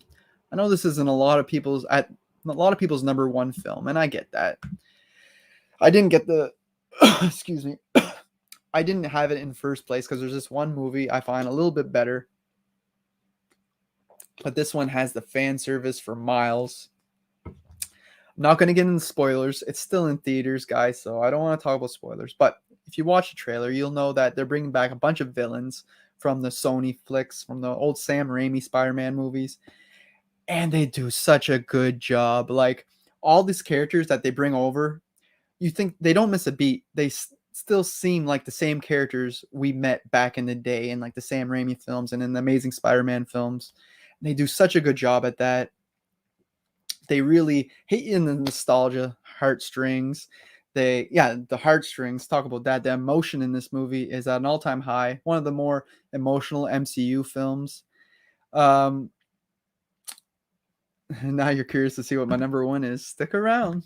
What's the worst movie of 2021? For me, it's Space Jam 2. I know you didn't mind it, or you found it like mixed at least, but me, I freaking hate Space Jam 2. I can't stand it. But yeah, Spider-Man No Way Home. I can't wait to rewatch it because it's so hard to place a film when you only seen it once. But it was definitely an experience. My favorite Spider-Man movie, yes. My favorite MCU movie, no. It's number 3. I still have Infinity War and Endgame above this one. It's really hard to top those two epics. But yeah, this was such a fun thrill ride, and it hit you in the nostalgia feels, and it was just as good as I expected it. After watching the trailer, it was really that good, and I can understand how this is people's number 1 film of the year, but not mine. My number 1 movie of the year, dun dun dun dun. It's gonna be a surprise, I'm sure. It's another comic book movie. It's The Suicide Squad. This movie, this is my type of comic book movie. Rated R, from James Gunn himself. So, Sony. DC said, do whatever the hell you want. We give you full rights to the Suicide Squad, or any DC movie he wanted to do, and he chose the Suicide Squad. And they said, go right ahead, make it rated R, do whatever you want. The studio will not interfere with your film, and it shows. Like, this movie is so bonkers. If you want a superhero film that has the gore in that, like where they shoot and the guy's like face flies back, it's this film. It got the raunchy comedy. It's got everything I want. It, like, right away in the first 15 minutes of this film, it already had me going, what? Like, I couldn't believe what happened right away. It just took me by surprise. And yeah, I love this film way better than the Suicide Squad film from like 2015 or whatever. A huge step up in my opinion. And yeah, has James Gunn written all over. If you've seen his movies like Slither or even Guardians of the Galaxy and that, it's those films, but without the filter. You just give him full reign to do whatever he wants. And I just love that. Like, how many movies can make Stallone a shark and make you feel for him? Like, it gets emotional at one point, like around the end of the film with King Shark, wherever the hell his name is. Like, and it's a guy who pretty much just says num num, and they make you feel for him. It's so impressive. My only nitpick with it is maybe he went a little too wacky with his main villain or like the main monster around the end. But besides that, it was just so fun. I love the hell out of this film, and it's easily my favorite of the year. And yes, this did beat out Spider-Man. I want to see what you guys are saying. The Avengers is my favorite Marvel film. I like seeing them come together. The first Avengers movie is like my number 4. I think it's like right after the new Spider-Man movie. So I love that too. Strong choice. Thank you, sir. Suicide Squad is certainly worth the top spot. Thank you. The damn weasel. Yeah, he was hilarious, man. Like, and stay tuned for that after credit scene with the weasel in it. He's not out for the count. But yeah, what the whole movie is just so fun. This is Fluff Jr.'s favorite movie of the year. He loved Weasel and the shark. Yeah, the shark was so damn fun too. Stallone, like, he has the voice for it. And I love how he's just like picking people up and eating them whole and shit. And that whole scene where they go into the camp, the rebel base, and take everybody out, and then they realize those were actually the good guys, is so funny, man. Like, oh, easily my favorite movie of the year. I had such a fun time with it. I haven't seen either Suicide Squad movie. I need to get on it. Yeah, the first one is kind of a mess and kind of the opposite of this. It's very studio driven. Like, they had their hands all over that movie. And this movie is the complete opposite. It's just a fun thrill ride with swear words and gore and everything I love. SS beat Spider-Man to me too. Awesome. I'm not the only one. I know it was going to be a controversial pick over Spider-Man, but Cena was in the movie, but I couldn't see him. It's funny because that's the second time that joke came up tonight, because I talked about Vacation Friends way earlier in the stream, and he's in that too. And I was saying how he finally found what he was good at, comedy. He was okay in action movies, but he's hilarious in these comedy films. And yeah, he's definitely funny in this film when he has the tidy whities. And they're even making a whole Peacekeeper movie, TV show surrounding him. They already filmed it, I think. So this goes to show how fun of a character he was when they're bringing him back, right? And I can't wait for that TV show. There you have it, guys. My number one is The Suicide Squad. Not too bad. Only been a little over 2 hours in the stream, 2:06. I was scared this was going to go longer than that. And yeah, that's the reason why I didn't watch 177 movies, mega movies, Wolfman this year, because I would be here all night. I'm interested to see how you would do your stream, how you're going to do yours. Is it going to be like this or more quicker pace or what? Because then you're going to be here all night. And good luck remembering all those films. Like, there's some of these I had a hard time with some of the films I watched in January and whatnot. Like, I had a real hard time remembering them, for one thing, because it's been 12 months and I've watched so much more than just 2021 films this year. I've watched like so many. I can't even keep track. Like, I went through Final Destination, Friday 13th films, like, for my reviews, and Terminator, and just besides my reviews, just going back and rewatching all my favorite flicks. And yeah, it's been a big year, probably like 300 and some movies, but only 48 brand new ones. And there's still a few I haven't seen. Like I said, Ghostbusters and a few others. I'll get to The Purge. I'll get to Paranormal Activity, those newer ones, whenever I go through those franchises. So I'm not worried about those. But anyway, guys, that's all I got for tonight. I hope you enjoyed the stream. I don't do these often, so it's always fun to get on here and chat with you guys live. Can't wait for next year. I'll make sure to do more than 48 next year. Every year I'm going to try to outdo myself. Thanks, Heather. I know we didn't agree on everything, but that's the beauty of movies. Good night, Brett, man. Good night, everybody. Heather, Red Rusty, Wolfman. I know we already said good night to good night, Fluff. I know we already said good night to Video Tasties, Gareth, and them. And good night to Love Face. You're my favorite. Until next time, guys. I enjoyed it. Good work keeping stable. Yeah, at the end there, I was getting a little screwed up. I can't imagine doing like a 100 movie stream. I'd be so all over the place by the end. I'd have to do it on a day off, not on an afternoon after work. But anyway, guys, it was nice chatting with you. And until next time, thanks for watching.